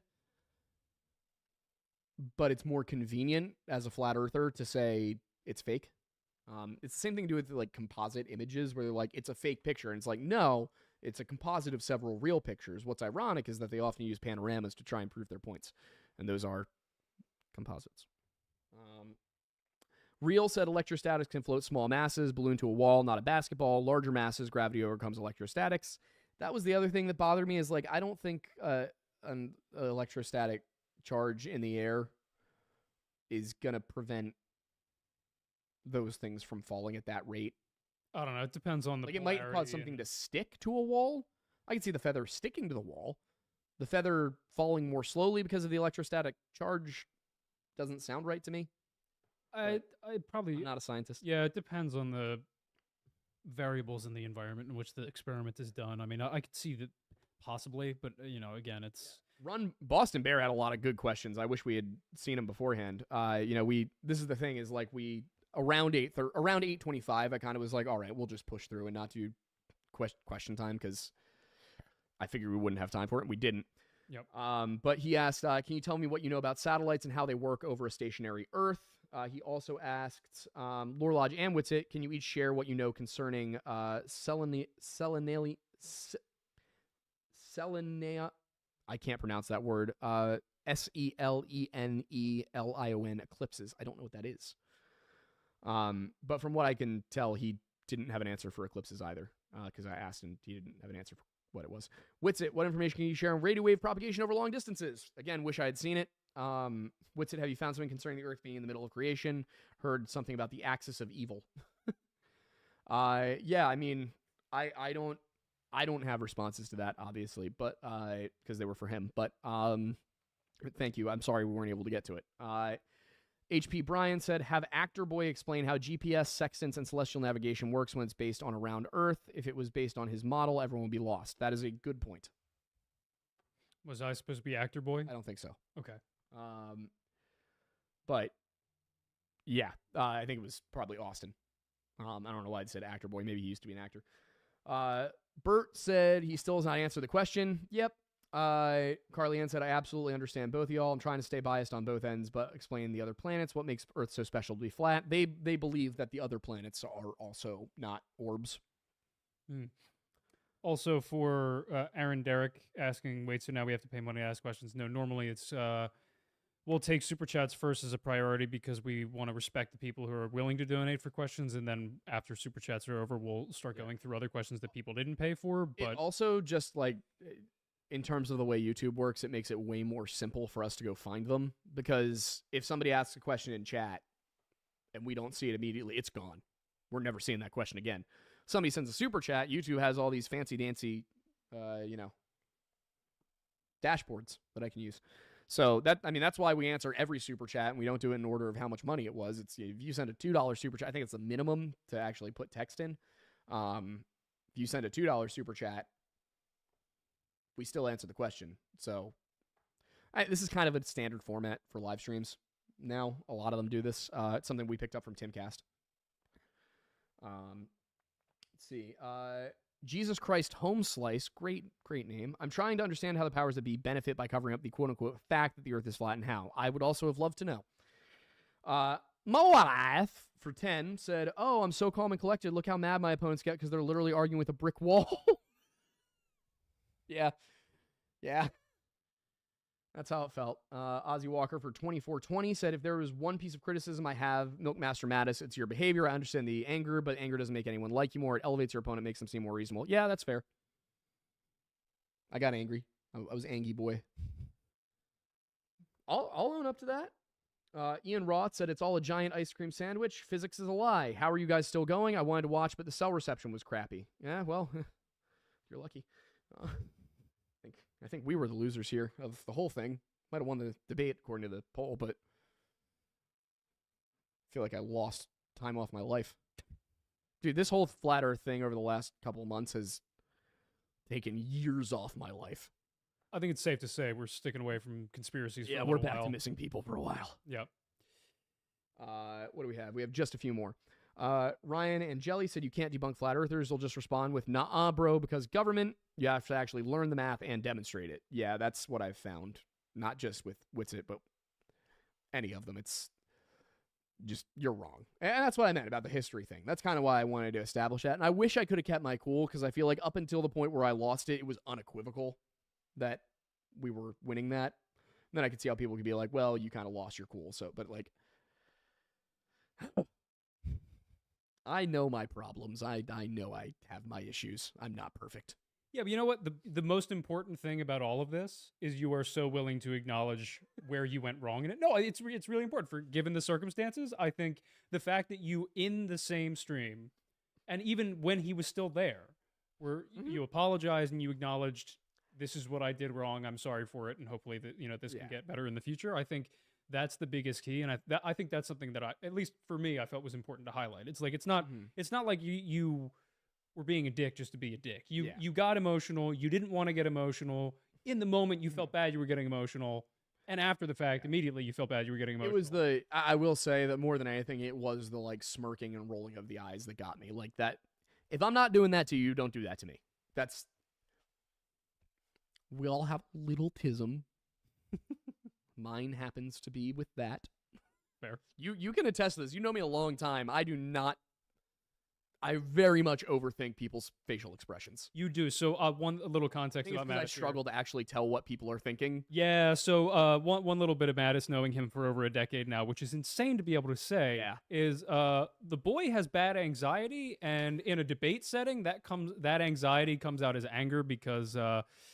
For you kind of go to the worst case scenario unintentionally. I do debates better when I can't see the people I'm talking to. Yeah. Like when I was in college and I would do debates, and it would be I was here facing out that way and the other side was there facing out that way. and I didn't have to look at them, easy to keep my cool. So next time, I'll just look at that. I'll put that Exactly. monitor here, and you'll be able to Do stay it. cool and calm. Do it. Let's see. And then there's a couple more. Ozzy Walker for 1984 classic said one last super chat. Shout out to Io, the moon of Jupiter, for its beauty and sheer awesomeness. Fun fact: Io is predominantly yellow due to being mostly sulfur. I hast spaken. Interesting. You know what? Now I'm gonna go look up Io because I'm curious what it looks like. And then the last one, Shadow TD for 20 said, this might not make it, but I'm sending it. Speaking of Ashton, he's gone off the deep end. My head hurts with the hoops he's made his current Logic current videos and emphasizing the $150,000 reward. Yeah, we should be receiving that reward, and we're not. So I do wonder if there's any way to sue somebody for like promising a reward for something and not paying. But I mean, yeah, with the Ashton thing, it's like, it's just become abundantly obvious that nobody who believes those videos are real actually understands how VFX work. Like they're like, it was edited, and it's like, well, yeah, it was put into the video. Obviously, it was edited. What do you mean by it was edited? It had to be edited to be put up on YouTube. Period. Yeah, and it's like, so you're admitting that somebody like because I don't think they understand the argument. The argument was never like somebody created it from scratch. It was somebody plugged an asset in. Yeah, somebody briefly, someone took an already existing asset, put it into the timeline, adjusted the sliders of the effects to achieve the desired effect that they wanted, put in some other layers of a plane and some orbs, masked them in order to have them like exist in the plane somewhat realistically as they want, and then it was out. Yep. There are more advanced ways you could do that would get you even better results. Yeah, and it would actually be a hell of a lot harder to tell if it's fake, but in this case, it's extremely easy to tell that it's fake. Yes. Yeah, maybe do you still have that file? Probably not, but I could do it again. All right. Yeah, I was gonna say if you can, it's 5 frames, right? Yeah. If you can just adjust the sliders to where they were last time and get all 5 frames. Yeah. I'm just tired of it. Yeah. I'm just ready for this to be over, and we can film the whole process and post it because I'm so sick of this. Do you want me to put the plane And I'm in? so sick of the man making money off of it. Fair. Like, we can just put it up as a short or something. I don't know. Like, or I'll put it on TikTok. I don't care. Yeah. Either way, we can put it up as an unlisted thing, and just that way we can share it. Yeah. But yeah. All right. Well, anyway, I hope you guys enjoyed which camera am I? That one, yeah. Okay, It's cool. both of us now. I hope you enjoyed the lively discussion. I apologize for allowing myself to become angry. I'll be honest, I am eepy. I am in need of Betty Bye nap time. I'm also very tired. Yeah. I almost fell asleep in the car on the way back. I hope not while driving. No, thankfully not. Yeah, no. I am as eepy as the missile. Yeah. The missile is also eepy. Yes. Well, anyway, I am so glad to be done with this. Yeah. For good. I think we're still probably going to do a video on the moon landing for the Anniversary. We also have Killdozer coming up in a couple of weeks. That one I'm excited for. And what are you starting to research this week? And this week? Yeah. What are you starting? Killdozer. No. Isn't Killdozer for Oh, wait, no. What did you just... Oh, Lady Bird Lake. We have a video on Lady Bird Lake coming out on Friday. Yep. Quick hint.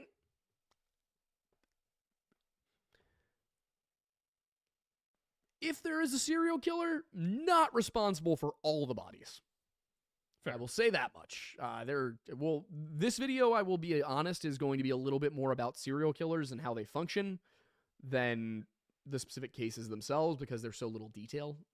This is one of those things where it's the most recent case that could be reasonably considered one is 2008. Really?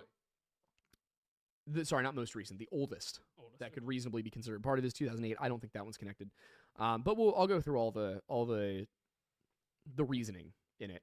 But yeah, it's something weird is going on down there. I'll say that much. I mean, it's kind of like I will say out of all of them, this is the most like lacrosse that I've seen.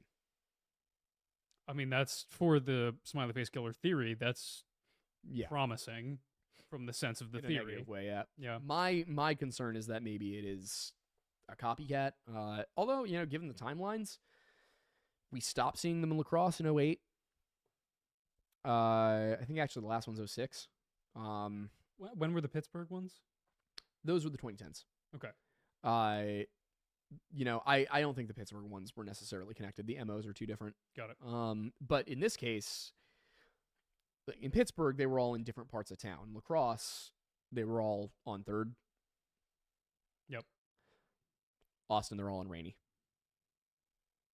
So that's not all of them, but all the ones that seem like they might be connected are on Rainy. Yeah. So I'll give you guys some more info on that on Friday. But for now, thank you guys for tuning in.